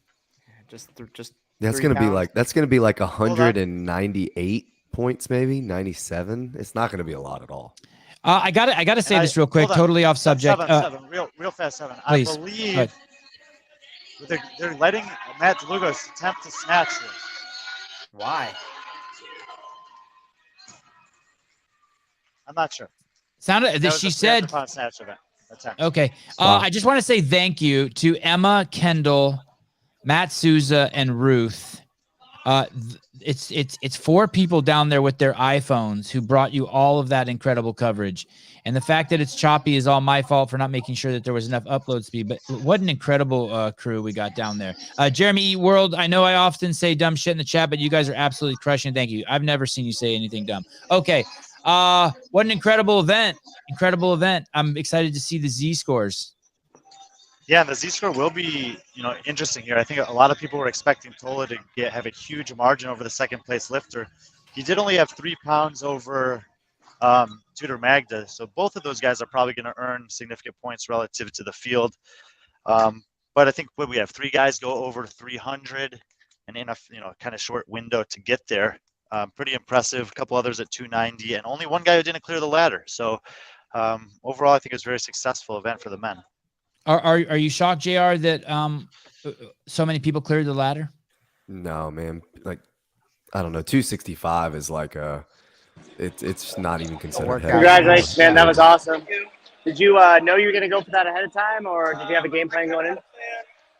My plan actually before was 285, 305, 315. And then Young Buck put up a huge number, and I had to adjust. So I made some bigger jumps. I missed a few, which is atypical, but just kind of got to settle in, make sure moving okay. So I ended up going 295 right to 325, and then it was going to be, if I hit it, that would probably be it. I knew that. And if I missed it, I wanted a chance to go back down if I needed to, just to secure a second or third. That was a really impressive snap from Tudor. I mean, huge PR for him, and he's looked great all weekend. It's really exciting to see, it's like 20 or 19 or something. Yeah, crazy. Really, really impressive. It's great to compete with these guys. Yeah, it looked like there was something going on with the double unders there. Was the rope getting caught on the mat? I saw you kind of change directions. I'm not quite sure. I think I was on the crack maybe, or I was skipping this and that. Not too big of a deal. Thanks, buddy. But that kind of stuff happens, and you gotta stay calm and not get upset. If you get upset on double unders, it's way worse. Right. Thanks, man. Appreciate you. Tola, thank you, buddy. Awesome. Great interview, Souza. We are in the warm-up area at CrossFit Rhino. There's Justin Kotler, the head coach at Underdogs Athletics. You can see that the women are getting ready. Who's that he's talking to right there? That's Kyra Milligan. She will be in Heat 1 for the women today, or for this workout. We are about 5 minutes, I think. I think the transition is going to be really quick here. Same thing. Are we going to see the same thing are these weights? Are we going to see all the women clear, just like we saw? Oh, nice. So there you go. Susan, can you show that one more time? Brought to you by technology. This is it, people. iPhone on a tripod. We got another one over there on this side, and our wonderful ladies that are helping us out today and yesterday. Hey, during the downtime, do the 3 camera operators come together and talk and compare notes? Are they friends? Yeah, they're all friends. They're members of the gym and everything else. They're actually hanging out. 2 out of the 3 of them are hanging out right here. Awesome. Awesome. Great work, guys. They're killing it. Absolutely killing it. Savage. Bailey DiMena. This team is killing it. Thanks to everyone involved.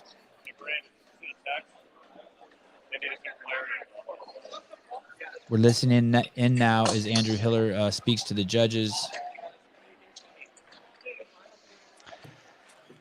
Sevan, to your question about the women, so their last bar is 170 pounds.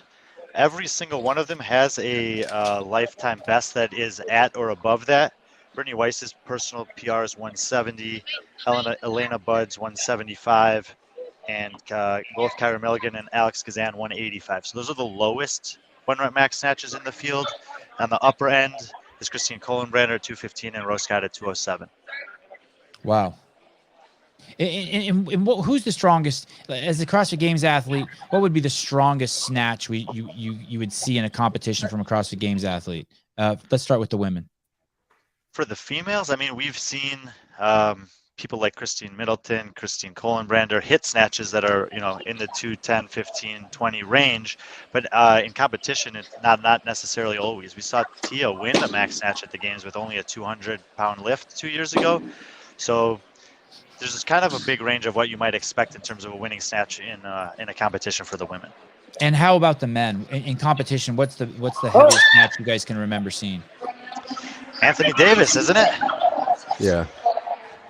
Was that the 342? That might have been 340. Yeah. It was 340. It was over 340. 340 or over. And was that at the CrossFit Games? It was at Granite Games. I got to jump off. You the man. Thanks, brother. Peace and love. See you, Taylor. All right, so women are taking the floor here.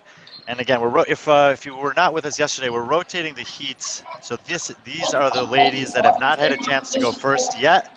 This heat will feature 2 women that train here in Vegas, and Alex Kazan, who we see in the back there in the blue pants, and Kyra Milligan, who will be in lane 3, who we just saw a moment ago. They'll be competing with Brittany Weiss, who's in that kind of camo tie-dye right there on our screen there with the black leggings, and Devin Kim, who is in the background there with the green pants and black sports bra.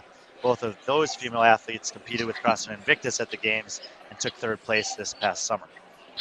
It looked like Andrew Hiller was talking with Brittany Weiss. It looks like he's having some discussion with all the athletes. Can we take a eavesdrop on that? I think he's telling them that they have to stay in their space. That athlete, Kyra Milligan, threw some punches at Andrew.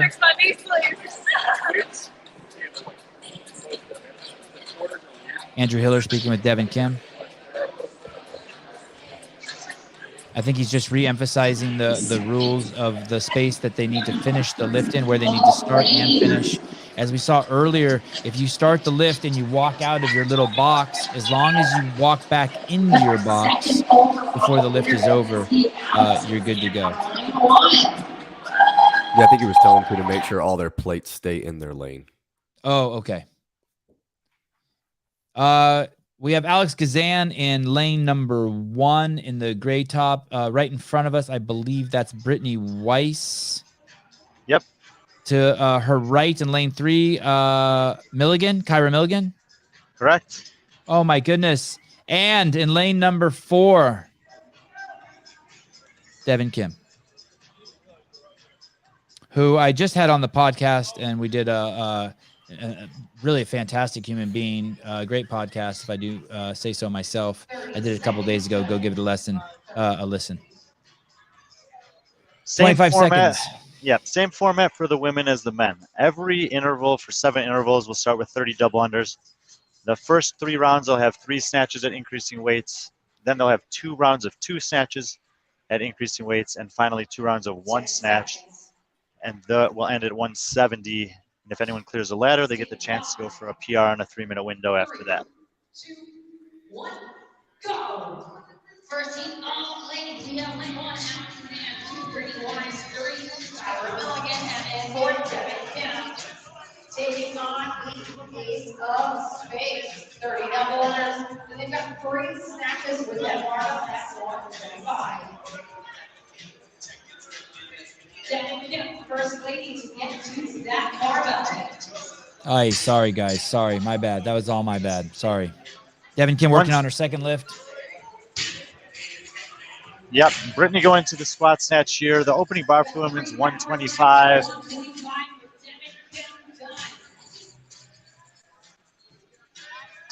And as with the guys, everyone's able to finish up these lifts in 45 seconds or less.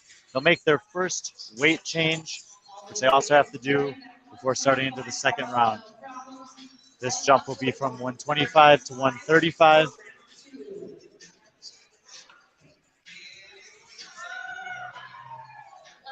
The crowd cheers as Alex Gazan gets into her workout gear.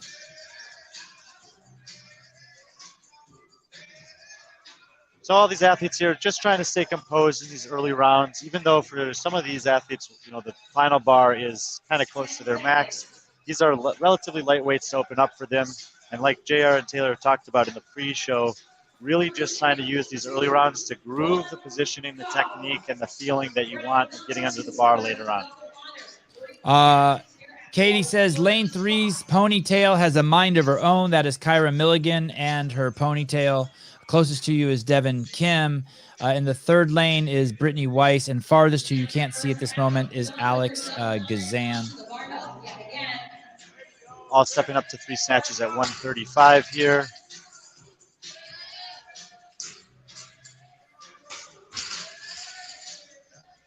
Again, it seems Devin Kim making pretty quick and light work of this relative to the others. Very deliberate pace out of both Alex and Kyra, and Brittany going to the squat snatch. We're looking pretty smooth so far.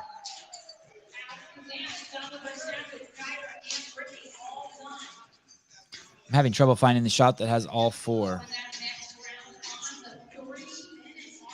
I don't know what camera that is. Susan, camera 2 has a pole in the shot. I don't know if that can be worked on. You're a good dude. So making another weight change here, going to 145. This will be the last interval during which they have to do 3 snatches. Except that was camera 1, Souza. Sorry. I know I'm being a pain in the ass. Calling the audible. Brian Spin comes in to replace Taylor Self. What a dude. And JR. And JR. Wait, 7. You know that only men named Brian can replace 2 men at once. I've known that. I've known that. Brian, welcome to the show. Thanks for coming on, buddy. Hey, no problem.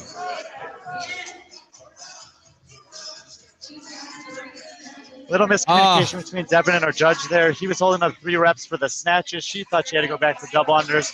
laughs it off, no big deal. She looks incredibly composed so far through this workout. All four ladies working on 3 snatches at 145. Power snatches for Milligan and Gazan. Brittany, as she has been from the start, going with the squat snatch. And Devin Kim throwing a squat snatch in there for the last rep, maybe borrowing a little bit of a strategy from Tola, who is regularly squat snatching the last rep of each interval. Hey, do you have a problem with Gazan's bottom position at all? About how much she's arching her back? Hadn't really noticed. I'll check it out in the next round. Souza, it's camera 2. That pole is actually blocking one of the lanes, and we can't. It actually is placed perfectly, so we can't see the lift. If you could get over there, I know you're doing a lot. Women are making another change to their barbell here, so we're now entering into the next 2 rounds. They will only need to do 2 snatches. This first round. Back a little bit into the left, so we can get all 4 bars if we can. This round, the women have 155 on the barbell, and they will need to do 2 reps at 155.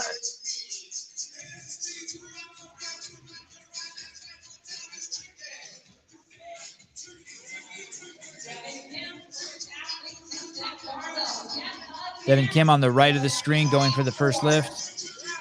Did Alex miss a rep? No, just had a little bit of issue with the double unders there. Right, yeah. Alex Kazan still power snatching. Kyra Milligan switching over to the squat snatch here at 155. Let's look for that position you're talking about. That looks to be her comfortable overhead squatting position, Sevan. I bet that was the first squat snatch that she's done so far as well. So maybe it looked a little different in the power snatches. Fair. Making another change here, jumping up by 5 pounds at this point. So we got 160 on the bar, and this will be the final round in which they have to do 2 snatches. 30 double under buy-in as always, 2 snatches at 160 pounds coming up for these 4 ladies. 10 seconds. In case you missed it at the onset, the listed 1 max is coming into these ladies. 185 for Gazan, 170 for Weiss, 185 for Milligan, and 195 for Kim. Earlier today, just prior to this event, we saw 2 huge snatches. Tudor Magda, 322 pounds, and Tola Marqueño with 325, representing the men well here at the Zelos Games in Las Vegas, Nevada.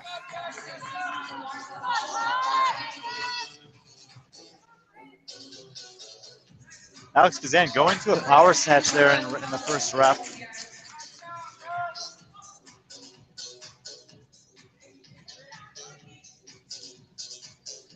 Devin Kim missing a little bit in front of her. Nice patience in the bottom from Alex Kazan as she stands that up. She'll be the first one done with these lifts. Kyra also has them in the bag, and Devin Kim makes the adjustment. All the ladies clear the 160. They're going to make another 5-pound jump, go to 165. And in this interval, they'll only have to do 1 snatch after the buy-in of 30 double unders. And that's the first miss we've seen, right? Yeah, and that miss from Devin, I think, was not so much of a strength issue, just being, as can happen very easily with the snatch, just being a small fraction of a degree off, and the receiving position was too far in front of her. So she had missed it forward, reset, and very confidently hit it the second attempt. Brian, can you tell us what the workout is really quickly? Yep, you got 7 intervals, 90-second intervals of work. Every interval is a 30-second or 30 double under buy-in. The first 3 rounds, they had to do 3 snatches, 125, 135, 145. Then they had to do 2 snatches, 155 and 160. And now we're into the rounds where they have to do only 1 snatch after the double unders, 165 on the bar for all 4 women. For those of you who don't recognize, that is Brian Spin below Brian Friend. He is the founder and creator of the Barbell Spin. You go to barbellspin.com. He has a complete Zelos Games viewer's guide there. He publishes several times a day on his website, Everything CrossFit. Nice snatch for Brittany. 1 more interval to go. So all the ladies will make the final jump here in terms of weight changes that they're mandated to make. They'll load 170 on the bar. They have 30 double under buy-in.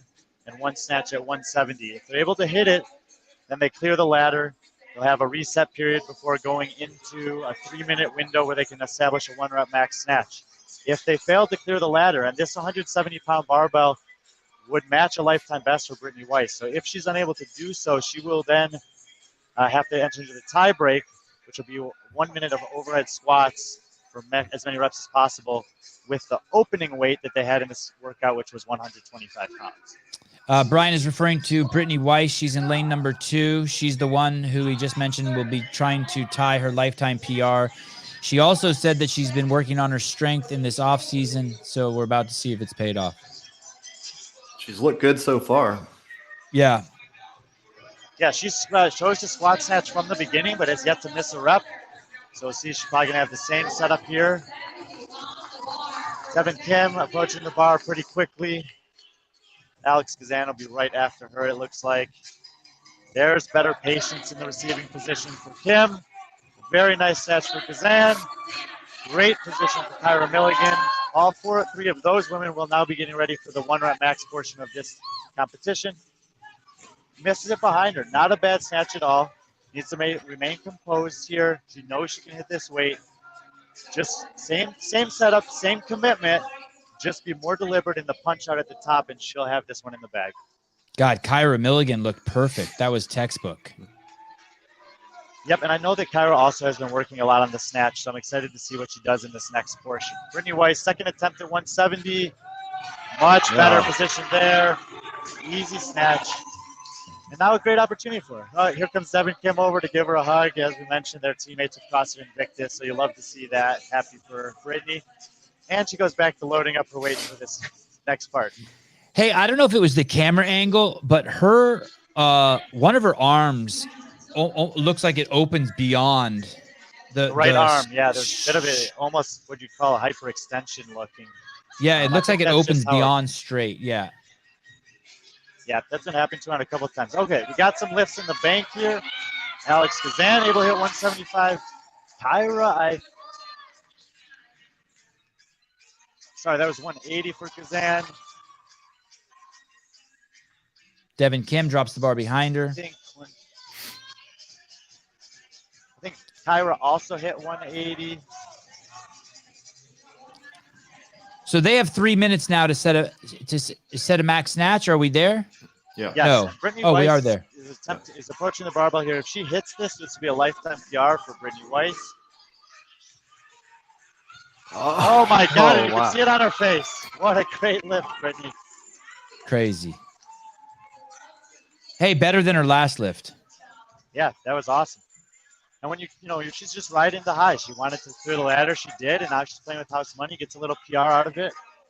Devin Kim, solid snatch. Easy day. Alex Kazan also getting under it nicely.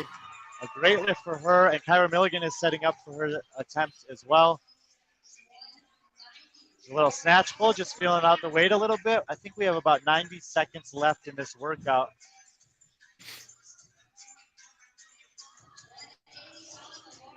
What do you think Kotler said to Kazan there? He's probably telling her what jump to make next. You have to, kind of keep in mind that there's a limited time variable and only so many lifts you can get. Kyra got the weight, the feel of the weight on her last attempt at the bar. Here, let's see if she gives it a go. I apologize. I apologize snatch. for the choppiness of that camera. Brittany going for another, will be a second PR today if she's able to hit it. Not a bad attempt there. Definitely wasn't slow getting under it. So all the women are within 45 seconds of the end of this workout. And at this point, you're probably thinking that whatever this next attempt is, this is the one that you're really wanting to hit. Devin Kim with 195 on the barbell. This would match her lifetime best if she's able to hit it. Great stabilization in the bottom. Wow. Once again, we see that they have patience in the bottom position, trusting the overhead squat. And that's a good score to put on the board in the opening heat here for Devin Kim, who, if she wants to stay relevant, really in this competition overall, really needed to hit that left. Alex Kazan attempting to go over 200 pounds, unable to do that there, and with only 10 seconds left, unlikely to give it another attempt.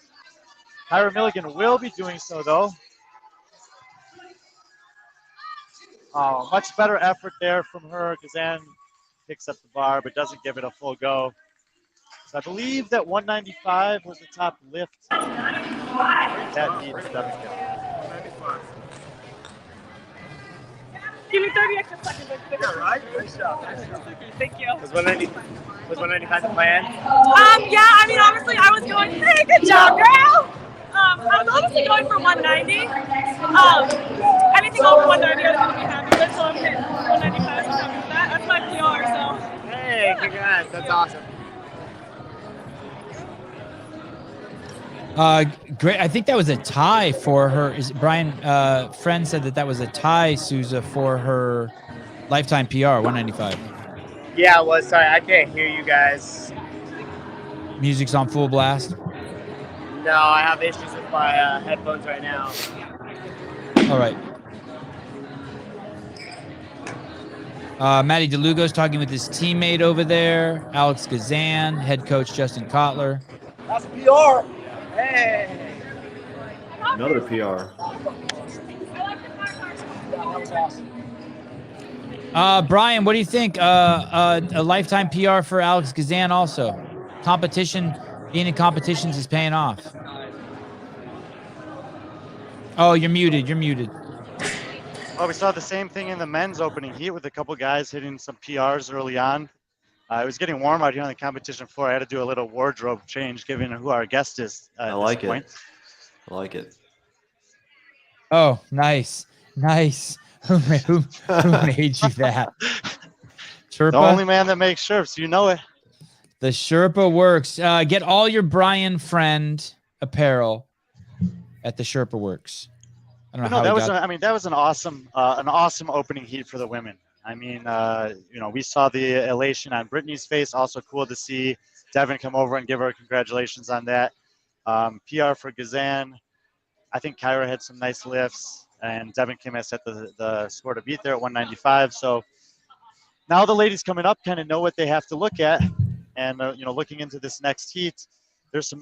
We have our overall leader, Andrea Nistler, coming to the floor, and also Sola Sigurdardottir, who's probably coming here expecting to make the podium. She's lurking right outside of it at the moment, so she'll be looking to, I think, also put a snatch up around 190 pounds, hopefully. But she is the only athlete in the field who's not from the U.S. She's used to lifting in kilograms, so she'll have, we know that that's a real thing that some of the international athletes have to deal with competing here, and the American athletes have to deal with when they lift with kilos. Sometimes, though, it can be to the athlete's advantage as they're not really sure what's going on, and so they just let their body take over. Brian, this wasn't the plan to have the strongest athletes in the final heats. This is just how it played out, right? Because we saw that with the men. Tola went last, and now we're seeing that with the women. This is just a coincidence? I don't think so. I think that in the seeding process, we randomly distributed the athletes, and then knowing that Christine Kohlenbrander, who's not just the strongest snatcher here, but one of the strongest snatchers in CrossFit, and same thing for Tola, we're in those heats. We wanted to give them an opportunity to lift last in this one, and then we seeded everything else around that. Oh, Jody Lynn. To watch these snatches is priceless. Thanks to the whole crew for giving the people Sevanistas what they wanted. Man, Jody, your generosity is much appreciated. Thank you. What about a women? Excuse me, 1 second. Over here in the lane number 1, you have Solga. In lane number 2, we have Elia Miller. She'll be in the white white sports bra there with the black leggings. To her right, in the back offset, there is Elena Buds. She's wearing the white and black. And in the far lane number 4, Andrea Nistler in the black with red leggings. And Andrea Nistler, it would be a shock if she didn't win this. Is that correct? This event or this heat? This event. No, it would not be a shock if she didn't win this event. There are 2 ladies coming up in the final heat that should be able to snatch more than her. The lifetime best snatch is 205 pounds. Elia Miller's lifetime best is 200 pounds, and I think that she actually thinks she can do more than that, so we'll see what happens for her today. Sola Sigurdardottir comes in with a personal best of 191 pounds, and Elena Buds 175, which she also believes she has a chance to PR on today. Do you say Solveig's name really last name really fast on purpose so no one can tell if you say it right or not? Sigurdardottir. That's a really hard one for me, so I practiced it enough until I could. Sigurdardottir. Like when you drive to Vegas for 13 hours, you're like Sigurdardottir. Yeah, for 12 and a half of them, that was pretty much it. All right, 30 double under buy-in in every round. In the first round, they have 3 snatches, 125 pounds on the bar for the women here. Most of the women will probably be doing power snatches. For the most part, you may see a squat snatch thrown in as they're just trying to warm that movement up for later on. But expect all 4 of these women. There we go. There's one squat snatch from Elena Miller, just like we saw from Tola Moraquinho, just to get it in the bank a little bit early in the workout. All 4 athletes done with more than half of the time to spare. Athletes do have to change their own weights. If you're doing this competition online over the next 8 or 10 days, make sure that you have all the weights set up for yourself close by so you can do those easily. They'll have 135 pounds on for round number 2. And once again, we'll have the 30 double under buy-in and 3 snatches in this window. Like Brian was saying, this is not the event where you win the prize money. This is a promotional event. These athletes have their own little small purse, but you can enter this competition, the Zelos Games, and you can win the prize money. Brian, I'd like you both Brians to look at the stance that Andrea Nisler has when she snatches. It is wide. Yeah. She's almost in a squat stance. Yeah, we'll check it out. In general, when you're snatching, you're going to have 2 positions for your feet, the starting or jumping position and then landing or receiving position, which also is usually the position that you would squat in. Yeah, but we'll take a look here. So do the 30 double unders, head over to the barbell, and let's see how Andrea sets up for this one. She goes from wide to wider. Maybe I saw it in her second one. Okay, watch this one. That's wide. That second one is wide. Yeah, I mean, this is very casual weight for her to snatch right here. She did go to a little bit of a squat snatch there for the last rep. But I think that just watching her here, while she is still calm and composed, she seems to be more interested in just getting through these reps quickly and taking advantage of the rest while she has it. It does look like that, right? For the women. Yeah, I would say so. She's not too concerned about the setup and having everything perfectly dialed in at this point in the lifting. I think, like I said, just trying to really give herself as much time to get the heart rate back down and stay in control of this workout early on. This will be the final round in which the women have to do 3 snatches. There's 145 pounds on the bar now. Philip Borowski. Some people lift with no feet, meaning their starting stance doesn't change. It already is their squatting and receiving stance. That's true. It's also a snatching drill or technique that some people will implement. I would say it's fairly rare, but it does certainly exist.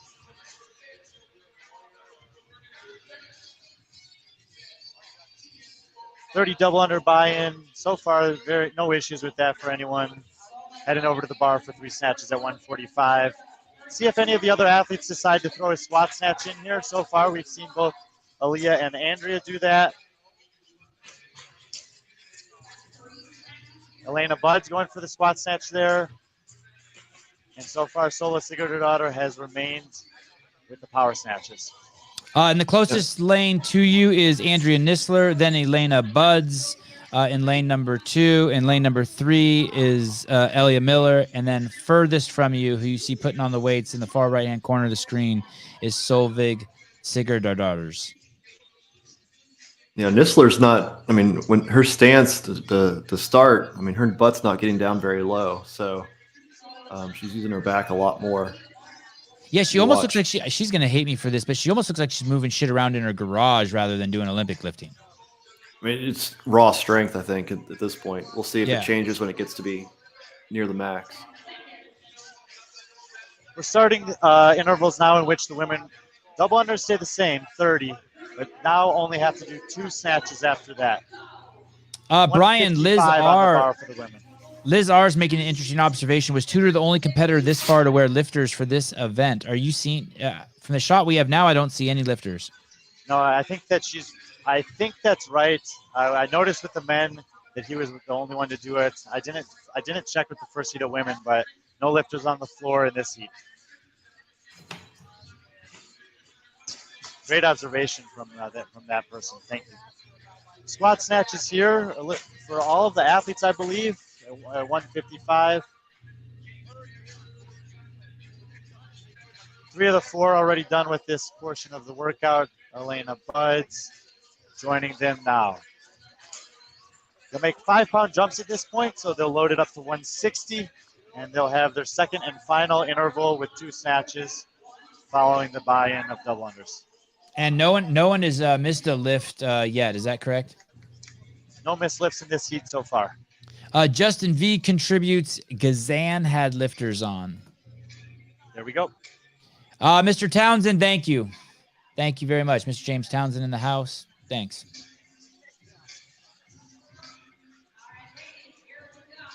Getting ready for the 5th of 7 intervals, 30 double buy-in, double under buy-in, 2 snatches, 160 pounds on the bar for the women here.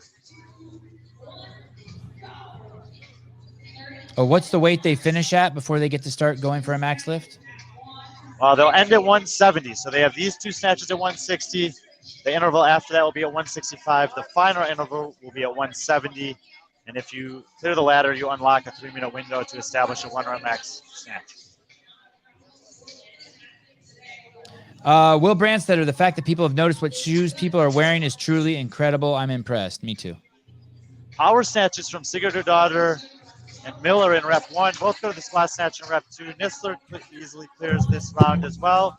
And as she has been throughout the workout, Elena Buds taking a little bit more time, setting up for a snatch in between reps, but still has yet to miss one. She's pacing that on purpose, huh, guys? Well, she does have the lowest listed max snatch of anyone in this heat at 175. And I think that, for her, she's much more focused on basically the remainder of this workout. So up to this point, she had to be a little bit more cautious and hopefully set herself up really well for the snatches that are coming up. Notice at the top too, she comes into a really narrow stance with a 2-step. She's already taking steps forward. Where like Nistler just drags 1 foot to the side and gets it under the bar or under her hips. Yeah, and looking back, I just looked at a couple of Nistler's snatches on Instagram. That's her starting position on the snatch, is kind of where that knurling starts. On the clean and jerks, it is more narrow. So not sure why she does that. Maybe it's quicker to get down in the squat. But it's working for her. And that is the norm, right? People snatch stance and clean stance are usually at the same width. Generally it is, but if you go back and look at some of them, it's, wow, it's 165 on the bar and 3 basically synchro snatches there out of Sigurdardottir, Miller, and Nistler. Bud's lining up for her attempt at 165. Again, no issues, just a little bit slower getting there, but all 4 women will be advancing to the final interval, 30 double unders and 1 snatch at 170. Is this a PR for any of these ladies? Nope, not yet. Buds has the lowest PR coming in at 175.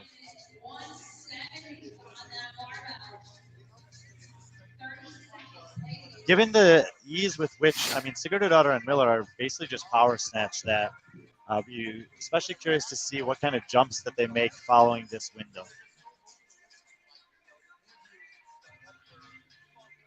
On the left of your screen is Solveig Sigurdardottir in lane number 1, then Elliot Miller in lane number 2. In lane number 3 is Elena Buds, and then furthest on the right-hand side of the screen in the red pants or violet pants is Andrea Nistler.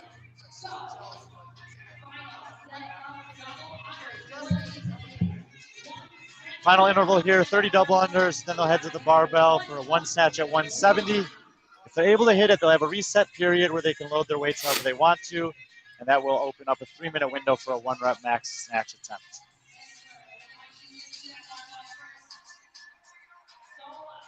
Power snatch for Sigurdardottir, easy squat snatch for Miller, power snatch for Nistler, and Elena Buds, as she has been throughout the competition, taking her time here before approaching her barbell.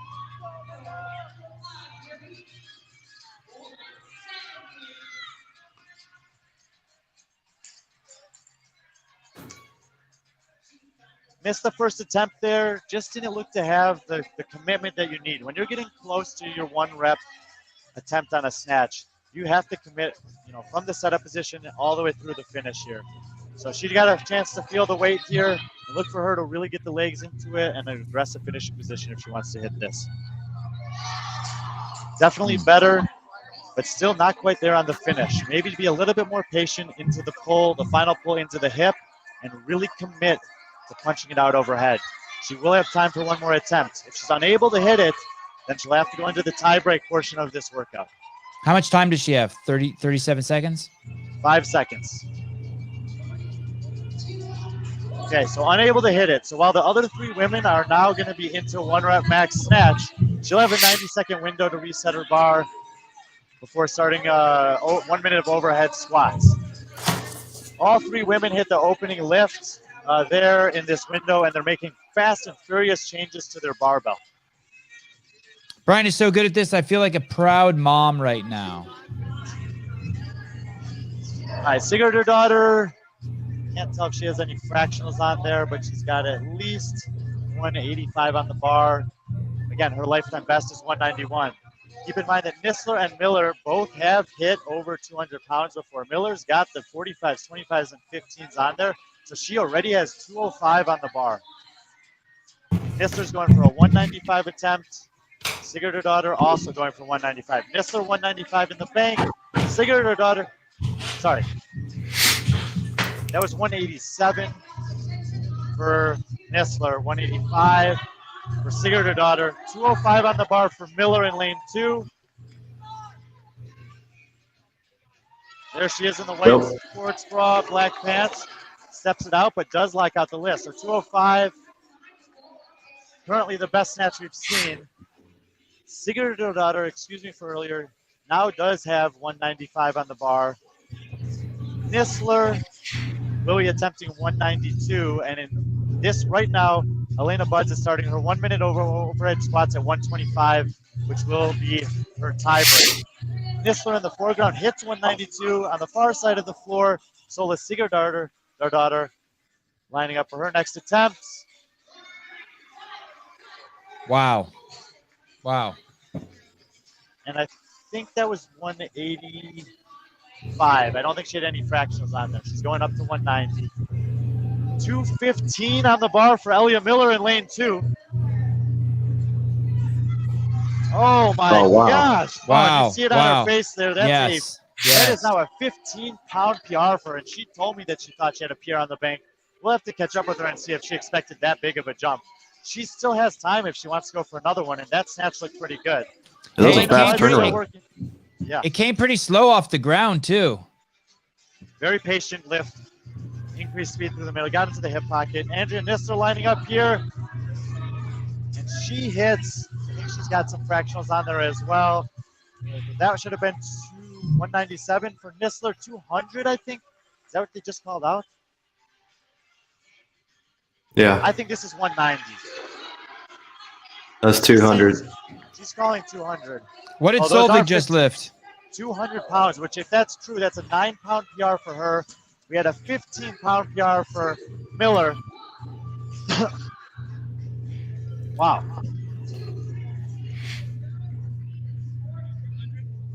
Celebration for Solvig. Check, can you check? We got Souza already on the field. Bella. Souza, unmute yourself, please. All right, so Saban, in that heat, we had lifts of 215 from Miller, 202 from Nistler, and 200, which is a 9-pound PR for Sola Sigurd, her daughter. Amazing. My mind. There we go. Here we go. We'll walk as you go. Yeah, that was a 15-pound PR. So that was a 15-pound. That was 50-pound PR? Yeah. Did you know that you were going to try that going into it, or did you have a game plan? My original goal was 210, but 190 was real good, so I went for it. Awesome. Great job. Savon, any other things? How's your body feeling? How's your body feeling? Good. Yeah. Had a good night's sleep. And not too wrecked from yesterday. We'll see how I feel after going up more. And she knew she got it when she was at the bottom? Did you know you had the lift when you were at the bottom? Yeah. Yeah. Confidently, yes. Incredible. Thank you. So awesome. Thank you. Thank you. Wow. Yep. Susan, I let you hang there. I apologize. I was multitasking like a mofo. I was texting my wife asking for a fresh cup of coffee.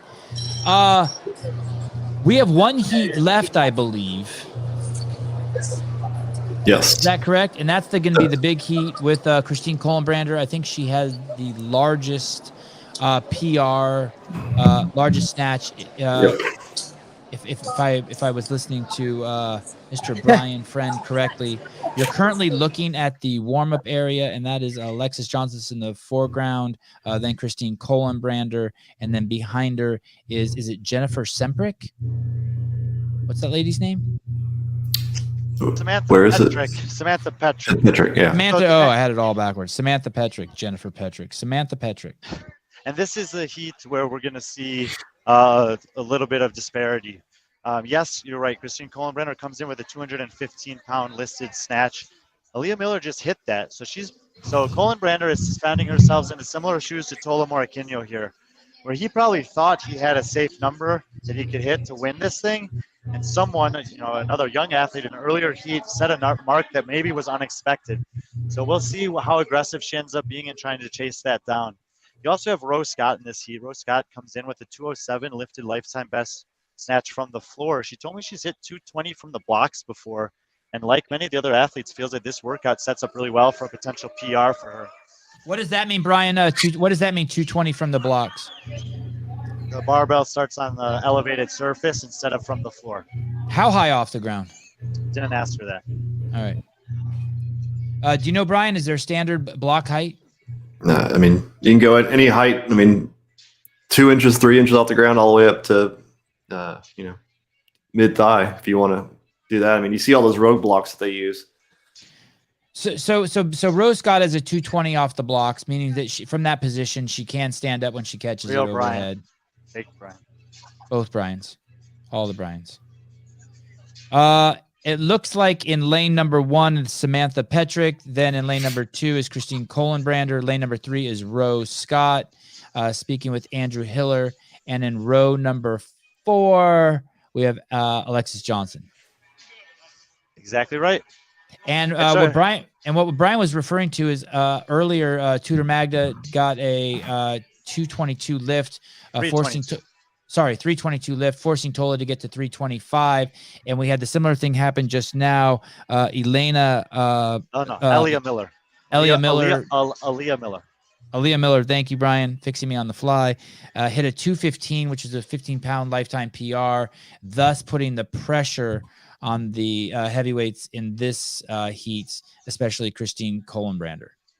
And do keep in mind, like that lift of 200 pounds from Sola Sigurdardottir was a huge lift for her. We talked about it coming in that this was she's coming off of a games appearance. She's wanting to finish on the podium here for sure. And she was just outside to start the day. So putting a lift there, better the lift than Devin Kim. Yes, it's not the top lift so far, but a 9-pound PR for her. So that was, well, maybe Aaliyah steals the show a little bit. Also a tremendous lifetime best lift there for Sola. Steve, that was my point exactly. Sorry if I didn't characterize it that way, but yes, off the blocks does mean that the pull is shorter. But what I'm suggesting is that she still shows the capacity from probably a squat snatch to stand it back up. That was my point exactly. Yeah, I mean, sometimes you can get in a better position off the blocks if you're get out of position off the floor. So sometimes some athletes are actually better at that. All right, final heat of the Ace of Spades workout number 3 here at the Zelos Games 2022 live competition in Vegas. The athletes have 7 intervals. Each interval starts with a 30 double under buy-in, followed by a fixed number of snatches at an increasing weight. The first 3 rounds all contain 3 lifts, and the opening weight on the bar for the women is 125 pounds.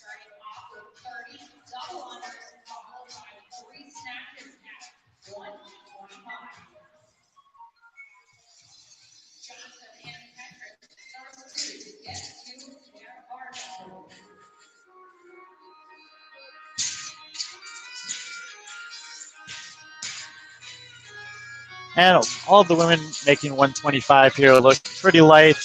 Sam Petrick opted to go for a squat snatch there for her last rep. We have seen several athletes use that method. You see how easily this snatch goes up there for Christine. And while both Christine and Ro were a little bit slow getting off their first set of double unders, all the athletes finished under 50 seconds and making their first weight change. They'll go up to 135 here, and the second interval will look just like the first one, 30 double unders and 3 snatches. There are actually one lifters on the floor. Rose Scott is wearing the low-profile Innovates, and Sam Patrick is wearing some lifters from Nike. So we got 2 and 2 in this heat.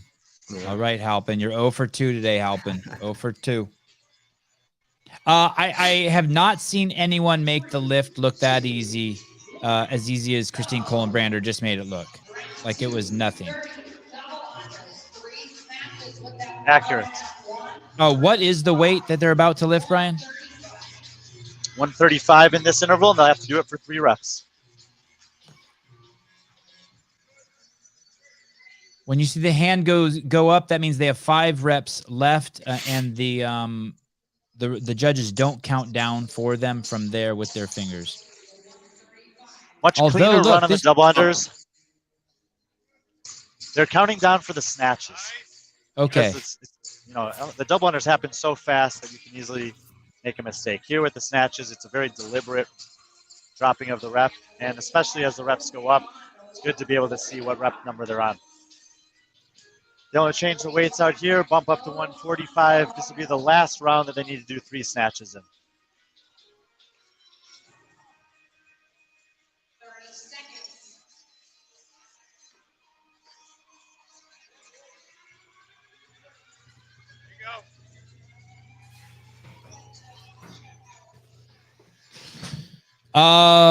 What is this new weight we're going to? We're now at 145? Yep, 145. 10 seconds out, starting the third interval out of 7. This will be the last one they have to do 3 snatches in. 30 double unders, 3 snatches at 145. Sam Petrick in the far side of the screen with the white and purple. Christine Kohlenbladder in the black sports bra. Rose Scott in the back there with the blue leggings. And in the foreground was Alexis Johnson in all black.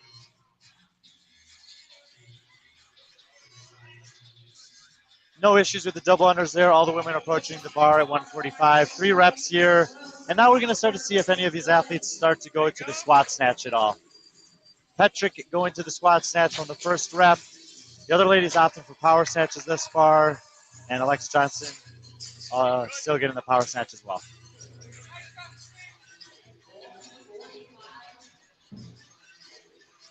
Any signs of struggle here?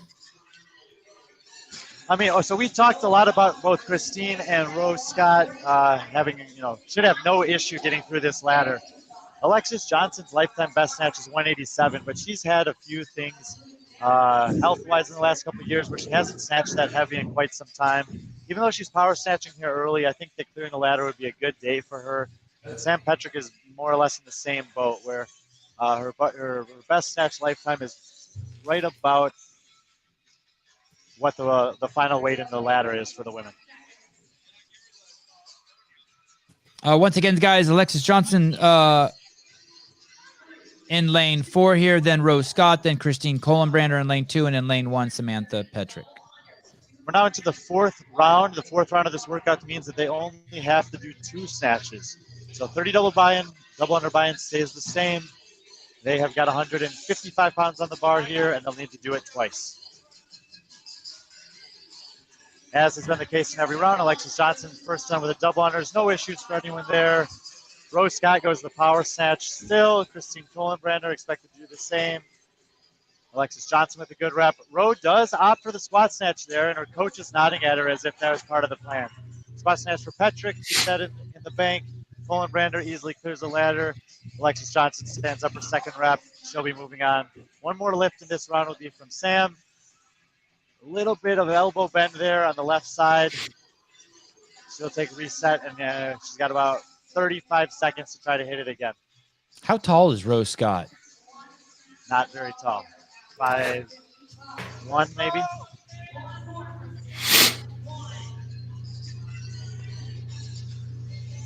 Much better lift there for Sam. So all the women will be moving on to the 160-pound barbell. And again, they'll have to do 2 reps at this weight. So 30 double unders, 2 snatches at 160. round number 5 of 7 here. So Samantha Petrick is barely getting her weights on time to be lined up with the other girls as double under start. Matter of fact, she won't be. She won't get to her jump ropes in time. Still fidgeting with her bar. Yeah, and she was smiling with someone in the crowd there after missing that one lift. So she might just know where she falls relative to these women in this workout. She's still obviously going to give it her best and see what she can do here, but I don't think she's in a rush necessarily. She just wants to take her time and give herself the best chance to hit that next bar. Squat snatch right off the bat for Rose Scott. Christine still doing a power snatch. Alexis goes to the squat snatch right away. Rose Scott and Christine waste absolutely no time getting right back under it. And even at this point in the workout, they're getting all this work done in under 37 seconds. Patrick, nice lift there. First one in the bank. Alexis Johnson gets under her second one. She'll be moving on to the 6th round of this workout. Sam Patrick, plenty of time here. One lift to go. 160 pounds on the bar. She needs to hit it one more time. She looks long, and is she the tallest athlete out there, Samantha Petrick, Brian? I think she's about the same height as Christine Kohlenbrander and Brittany Weiss. They're all probably right around 5'7". Sola Sigurdsdottir as well. Much better round here. 2 successful lifts, 160 in the bank. So we're moving into the 6th round. Got about 10 seconds until then. 165 will be on the bar, but the ladies only have to hit it once.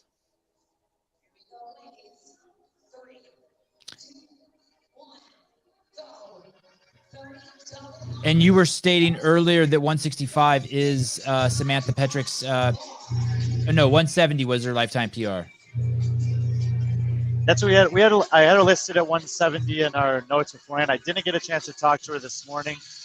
We are getting into the realm of weights here that Alexis Johnson hasn't hit a lot since having some health issues a couple years ago. So let's see how it goes. Easy lift for Rose Scott in the background. And for the first time, Christine goes to the squat snatch. Great lift for Alexis there. Don't know how it feels for her, but it looked very strong. Sam Petrick, as we would advise her, taking her time, chalking up, posing herself, and hopefully setting up for a great attempt here at 165.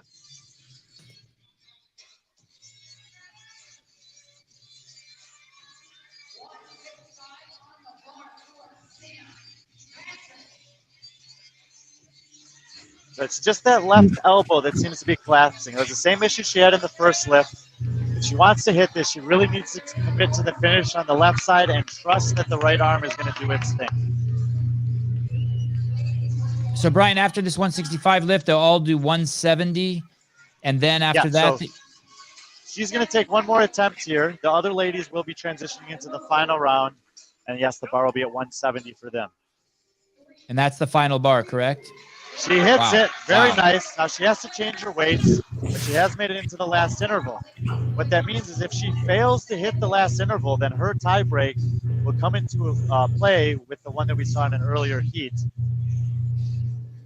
In the meantime, the rest of the ladies are cruising through their double unders and getting set up for their 170 barbell.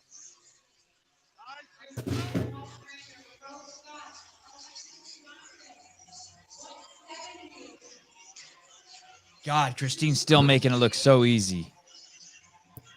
So is Roe. It's looked easy. Nice lift for Alexis there. Very nice. So all three of those athletes have cleared the ladder. They'll have a reset period. And then they'll be starting their 3-minute window to establish a 1-rep max snatch. We'll check in with them and see what their opening weight ends up being. In the meantime, Sam is getting set up for her attempt here at 170. Philip, I hear that also come and go. I think it has something to do with the music they're playing, or something has happened. There's some low bass or something going on Brian's mic for the first time today.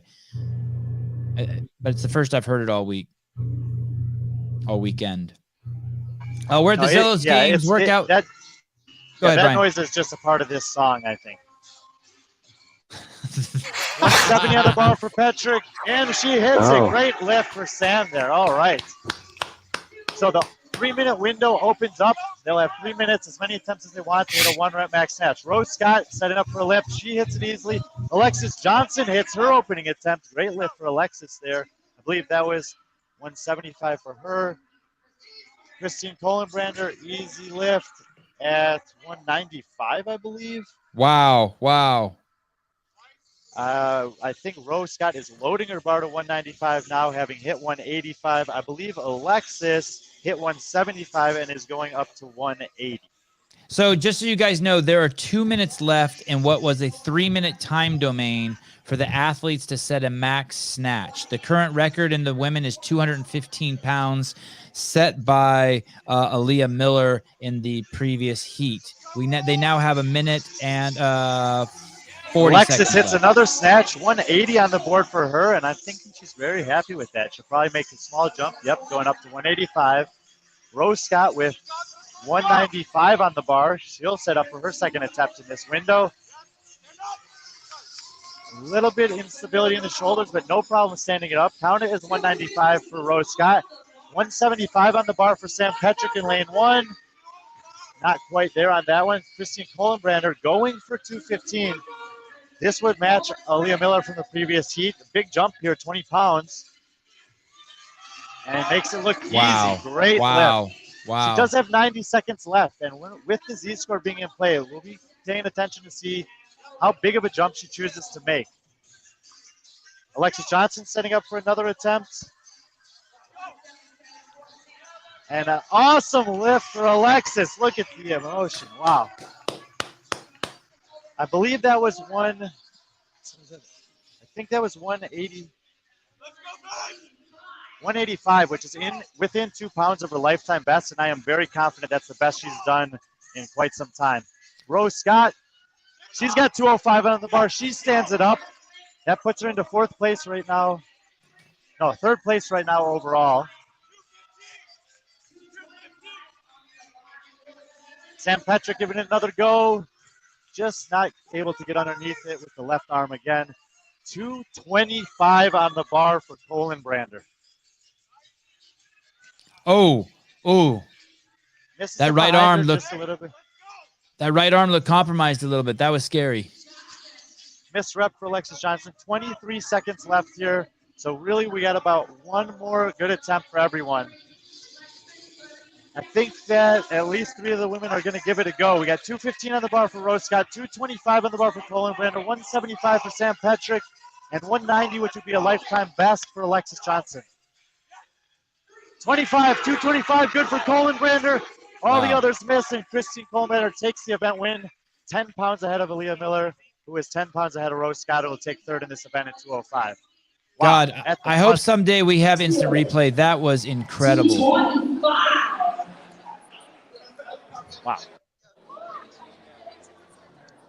Wow. We are at the Matt Souza cam. Travis from Vindicate. That was incredible. Was that a PR for you? It was. I hit 220 by testing this workout, and that was a 5-pound PR. And this was another. Wow. Were you planning to do that today? I was hoping to be able to hit 220, but when I hit 220 in practice, I was like, I think I could have done a little more. So cool to be able That's to do awesome. that. Susan, what's your lifetime PR? What was your lifetime PR? Sorry, it just 220. 220. 5-pound PR. So not just in this workout, but her lifetime PR was 220. Incredible. Important distinction. Isn't it fascinating to you, Brian, that people do that? It's in the middle of a workout, and yet they're setting lifetime PRs on these lifts that are lifts that usually, you would just be focused on that particular lift to get the PR? No, I don't think so. I mean, if you're an Olympic lifter, and that's the setting that you're always training in, where you're never doing anything else, maybe. But I can't tell you how many times I've been doing a workout and I look at the last weight of a snatch, if it's a ascending weight snatch workout or something like that, coupled with other stuff, and I'll get into it, and then I'll end up hitting the weight almost more smoothly or easily than I can on the days that I'm going for the 1 rep max. In particular here, like JR was talking about, the double unders are just a little bit of a primer for the shoulder and the heart rate. And with all those lifts that you're forced to do early on, even though they're lightweight, you're just getting the body ready for that. So I think as we kind of expected with this workout, the design of it does set itself up for some pretty impressive and possibly even lifetime best lifts. And I'm hopeful that, we saw a ton of them here this morning and it was amazing, but I'm hopeful that a lot of people doing it at home can have a similar experience. Elmar. Go ahead, Brian. Henneveld. Elmar Henneveld. Awesome coverage. Thanks to the entire team. 599 of Euros. Is that an E? I'm going to say Euros. Tony Andrews, I think Hiller will be getting a lot more respect, subscribers, and taken more seriously after this. Oh, hold on. The fat lady hasn't sung yet. I like this little tour that Susan's giving us of Vendor Village. These vendors are super duper important to keeping these events going. By the way, those are RX Smart Gear. I probably have 30 of those ropes that Dave over there, I think the owner's name is Dave. He was actually showing me that one that Souza was just scrolling over yesterday. It's one of his these the green, pink, yellow, blue. These are adjustable ropes where if you take the handle off inside, there's some little clicks that you can make. And Dave was telling me about them yesterday, and he's super proud of the design on those. Yeah, those are the exact ones my kids use, 3 Plane Brothers. We purchased those, and they absolutely love them. If you have kids and you don't have a jump rope, buy one now from RX Smart Gear. This is the Paper Street Coffee booth. These are a huge supporter of the Sevon podcast. There's Gabe, the owner, rocking the CEO shirt. Go to paperstreetcoffee.com. Don't spell out street, just put ST. And it's 20% off between now and Thanksgiving.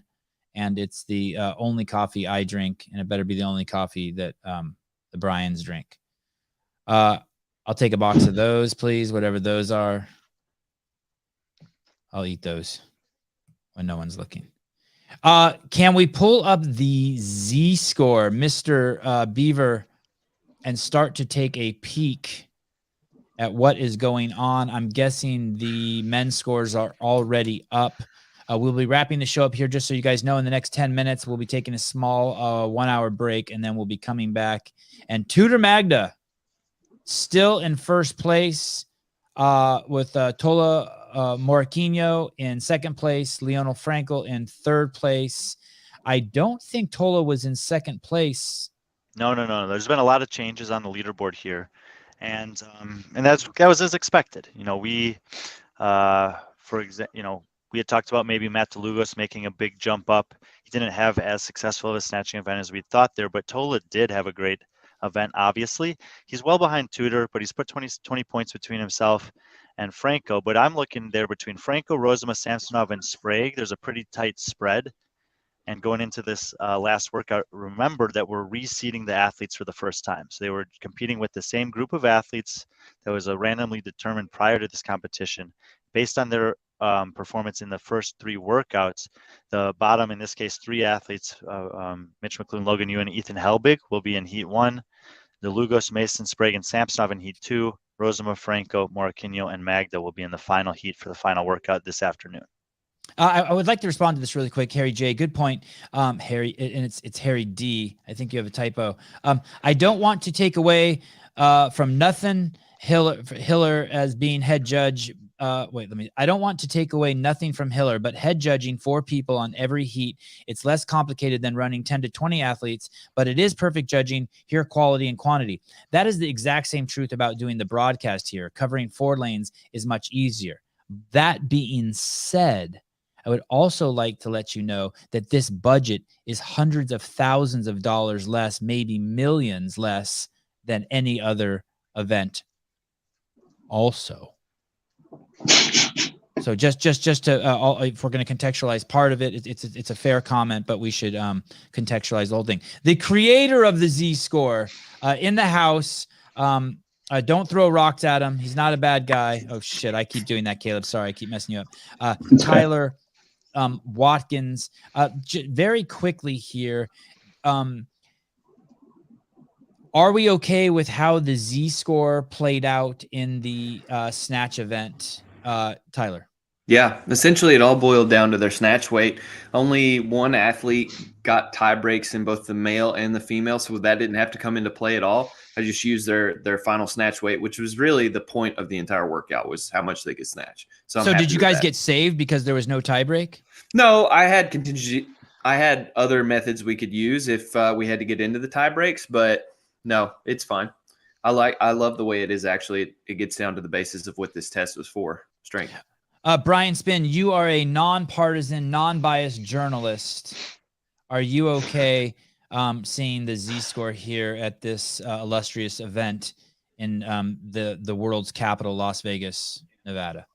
I am. I mean, when you think about just the game scoring in this type of 4-event competition, where everything's spaced out equally, you usually end up having a few athletes that are fighting for the podium, and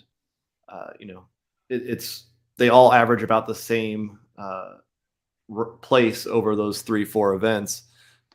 This every second counts, every pound counts, and you see that third place only got 81 points compared to second place in 98, which that gap from 305 to 322 is massive. Stand by. Hold that thought. Stand by. I apologize. Can we get in closer to see this amazing reporting from Lauren Khalil of the Morning Chalk Up? Yeah.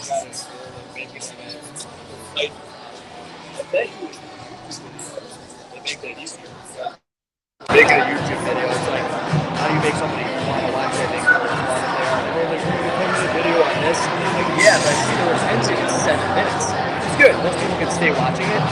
The athlete briefings that I've ever been to, they look like people, right? People on their phones. And I sit there, and I often am just like, show again.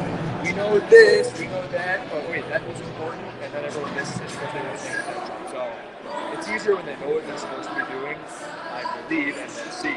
And then when I'm on the floor, the judges are working it, and if it's not happening, it's like, hey, just so you know, and then they have to fix it right away. So what has the response been from the athletes when it comes to like good reps versus bad reps and actually having you here? They're not their best behavior. And at which rate, there's been very few instances where there have been hiccups, and if there have been, it's been 90%. We know that you've been very outspoken about, judging and making sure the athletes receive penalties when the reps don't look good. But now you're here in person.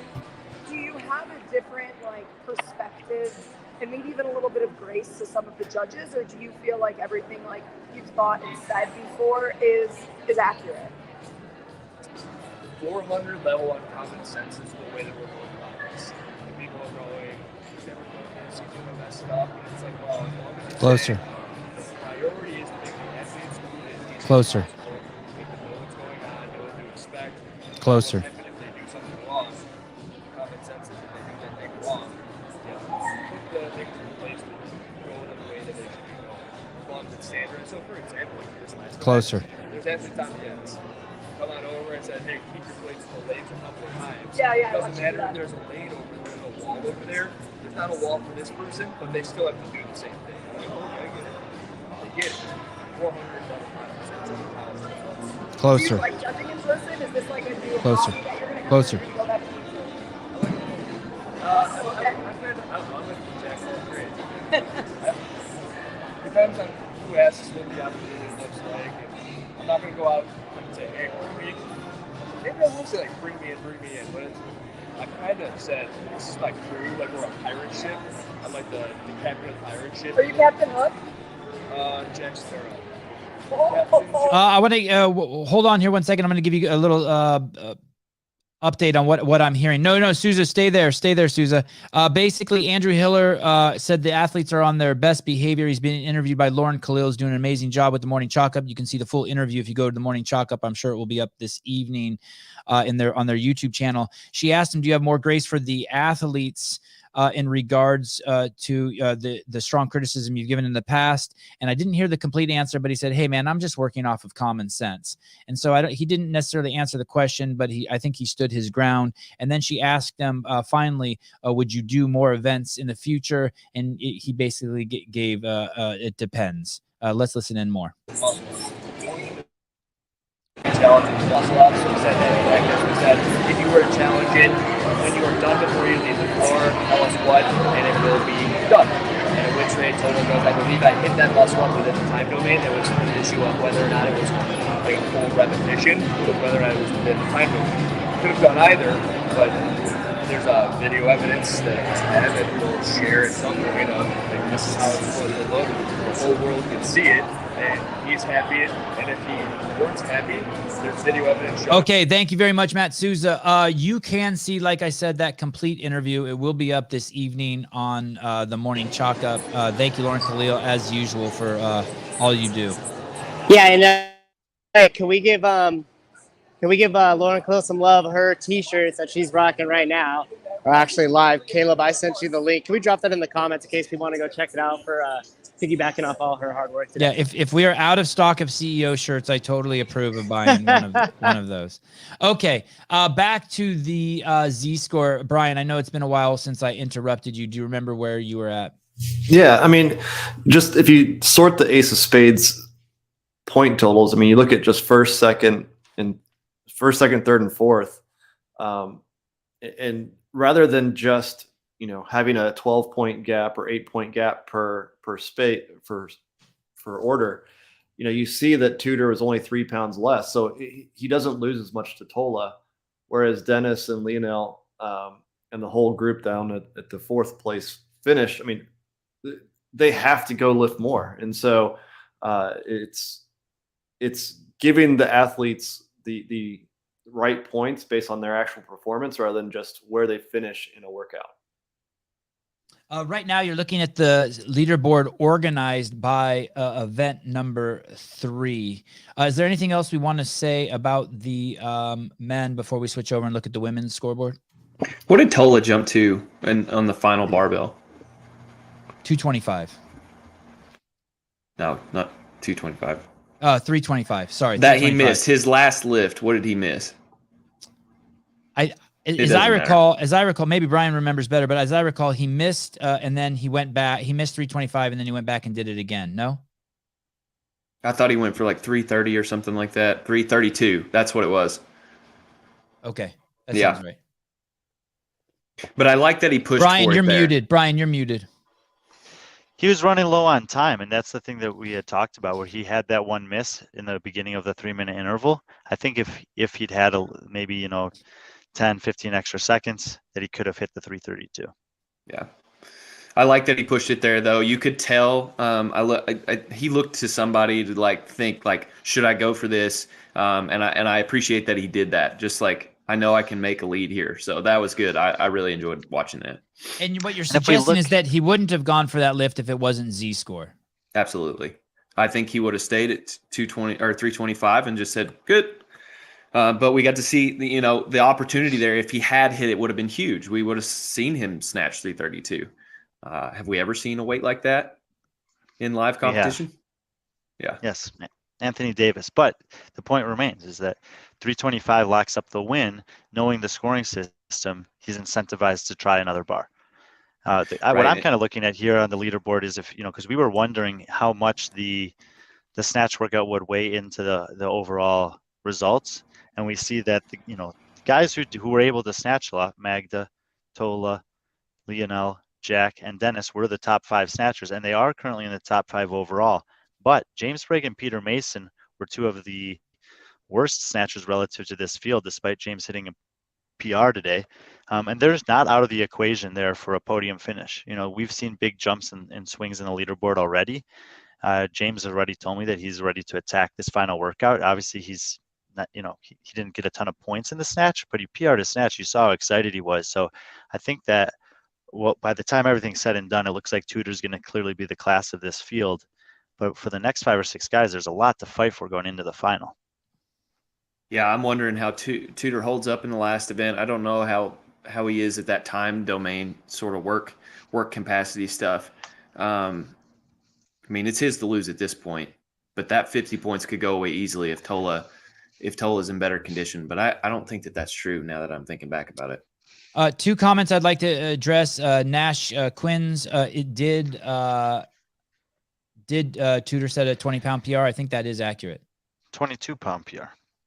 And Jethro Cardona says Mason 255, Columbrander 225. Holy shit! And I think that's fair. Obviously, great snatch for Christine, and like we had kind of speculated, she had a number in mind. She'd hit the 220 before. We didn't know that she'd hit it in practice, so to be able to exceed that and the competition for when she needed to, if she wanted to have the outright win. It was a great accomplishment for her. She did it really with no accessories on either, no belt, no lifters, just snatch 225. And it's a lifetime PR in the snatch, regardless of environment. Okay, can we swing over to the ladies who competed here at the Zelos Games kind of launch of their online competition, which will take place between now and November 21st. Go over and register now. We have in the women who are competing, the 12 women competing, the top woman is Andrea Nisler with 271, Christine Kohlenbrander with 248, Alex Gazan with 218, who also, I believe, hit a lifetime PR. Devin Kim in fourth, who tied her lifetime PR.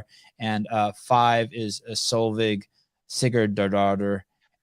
We shouldn't stop there. Solveig hit a lifetime PR, and 6th, Aaliyah Miller hit a lifetime PR. Hey, when you hit a PR at a competition like that, does that right away be like, okay, it was worth coming here? Like you got something from the competition, you got something from the crowd. You, like, okay, check the box. That was smart. I came. I mean, I would say yes. And of all the women on this list that did hit a lifetime PR, I think the best case example of that is Brittany Weiss. You know, she's not having an amazing competition in terms of results, but you saw she was stoked hitting that PR there at the end of the competition. And yeah, there's just not that many opportunities where you necessarily get to do that in front of a crowd. So it's a huge accomplishment, regardless of what the number is, for any of the women or men that were able to do that today. Is that what DeLugos was doing at the end? I figured maybe he was just snatching to see if he could hit a PR. Because he was out of his time limit. Yeah, he had just loaded up to 300 and was going to go for it. Okay, fair enough. What has the Z score done to Samantha Petrick? I mean, I knew going into this event that she wasn't going to have a great snatch. Well, I mean, just look at her event finishes. It's absent of Z score. If you're 11th and 12th and 11th out of 12 women in a field, you're going to be in the bottom of the pack. So I don't think the scoring system really matters there. She's, those are where her event finishes have been, and that's the resulting score. What makes it look so much like an outlier is that it's such a big gap from the next person up. And even though she only has that person is Kyra Milligan with the 10th and 9th and the 9th, it might not seem that drastic. But if you start to look, you have to get a little bit more granular and look at what were their actual results in those workouts, which we don't see on this screen here, just is showing the place and the points. Oh no, it is showing the tie. So you can see that she was, a few points back on the event 1 with the muscle ups, but she was 40 seconds behind her on the event 2 and 10 pounds behind her on that event. And we talked about with the 12-person field how things are going to get strung out regardless. And so if you find yourself on the back end of those curves, the penalties start to be severe. And that is what the nature of the Z-score does. If you zoom out, Savon, you can see what the game scoring would have been. And so Samantha would have had 52 points in game scoring, but she would still be 50 points out. There you go. 48 points out from Kyra Milligan. So it's like, what's it doing to her? It's not really doing anything. She's where she is. The points are just justified a little bit more. And to add to that, what Tyler just said, if we were using game scoring, the top 4 would still be, top 5 would still be in place. Andrea Nisler, Christine Kohlenbrander, Alex Gazan, Devin Kim, and Solveig Sigurdardottir. Now, the thing that might be, you maybe should watch, what I usually like to do during competitions, I rescore every competition, particularly like at Wadapalooza last year. I was scoring it, and I could kind of call out where people were going to be before they got there, because I was seeing what Z-score does is represent your fitness a little bit better. And so I can see like, hey, you might deserve to be in third, her normal scoring. Yeah. So like for Alexis Johnson right here, or not Alexis Johnson, Roran Scott, right here it says that like in normal game scoring, she would be in 5th. So going backwards, like she would be in 5th. You would expect her to fall to whatever place she's in now, 7th. Harry J. Gurr, $27.99 from Canada. As always, great work, everybody. Thanks for bringing us this amazing event. Great crew and great community as well here. Saludos. And then one of these alien signs. Nanu Nanu. For those of you who know. Nanu. Does anyone here know Nanu Nanu? Anyone? Yeah. You do? Tell me, what's Nanu It's Nanu? Robin Williams. He's the alien guy. Wow. God, I didn't think you were old enough to know that. Brian has no idea what we're talking about. Nanu Nanu. Do you know, Brian, friend, what we're talking about? Nanu Nanu?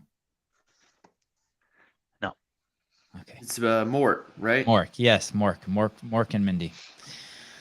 That's how I spent my childhood. That's why I am the way I am. For those of you who have hatred towards me, I was the victim of TV. We're losing Explains a lot. He's losing his interest in CrossFit. I need a little help with the schedule here, guys. I have that the next event starts at 2 p.m. Pacific Standard Time. Is that when the event starts, or is that when the show is supposed to start? Can you tell me when event number 4 kicks off? That's when I think that's when the competition begins. I don't know what time our next show is. Okay, so if our competition begins, let me ask Susie. Do you know that for a fact? Can you say that with some certainty, or should I ask Susie? 2 p.m. Heat 1. Okay, so basically that means we will be coming on at 1:15. Caleb, if you could switch that in StreamYard, 1:15. At 1, I can do it too. 1:15 p.m. Pacific Standard Time. We will be coming back. That's 45 minutes prior to the event kicking off, at which point we will begin our preview show for the Zelos games, event number 4. It's the final event. There is no certainty of who is going to win this or who is going to be in the podium on either men or women. It's not even close to certain. Is that a fair characterization of where we're at, Brian Friend? Well, we've seen already that there can be big jumps in terms of placement and points, and there can be big gaps depending on if someone, is able to win this workout by a minute or something like that. It could have a drastic result on the leaderboard. What we do have going into the final event is that the athletes will be seeded based on their performance up to this point. So they'll be competing against the competitors that they're closest to for the most part. I still think that there's a good chance that we'll see a competitive time come out of the middle heat, and then the athletes in the final heat will kind of know what they need to chase down. Mr. Spin, do you believe it's wide open? Outside of Tudor and Nistler, I think the champions are pretty much locked in. But second, when you say locked in, you mean locked in to get on the podium, or locked in for first place? Tudor has a big lead on Tola. I just don't see Tola beating him by enough. You'd have to do. Can you hit the men tab, Caleb? Sorry, can you hit the men tab? Yeah, he has a 52 point lead. Tola would have to basically win this thing, and Tudor have to be well below average. I just don't see that happening. I do think that anyone down all the way to James Sprague in 6th has a chance of getting on the podium, and even at second place potentially. And on the women's side, I think it's about the same. Top 4 or 5 have a shot at the podium. Tyler Watkins, do you see this as a wide open for the men and the women? At the top, no. I don't like both Brians were saying. Tudor Magda, I don't see him losing that lead. I would watch James Sprague for sure. I think that, if you look at his 189 points compared to 3rd is 205. So those 3, 4, 5, and 6, that's going to be tight. There could possibly be a good bit of jumbling there, because this workout's very different from all the others. It's longer. So I would watch there.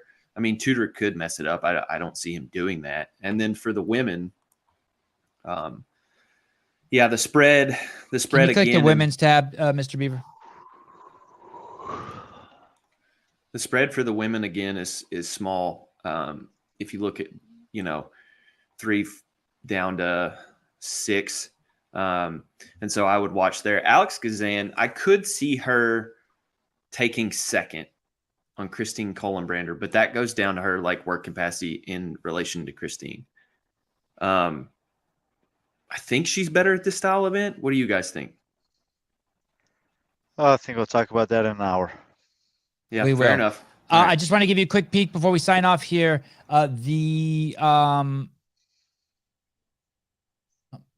to do this? Nope, I don't know how to make it bigger. Sorry. I will tell you the event, though. It is workout 4. I believe it is the longest workout we are going to see of the weekend. Is that accurate, Brian? Yeah, by a long shot. Almost twice as long in terms of time cap as any of the others.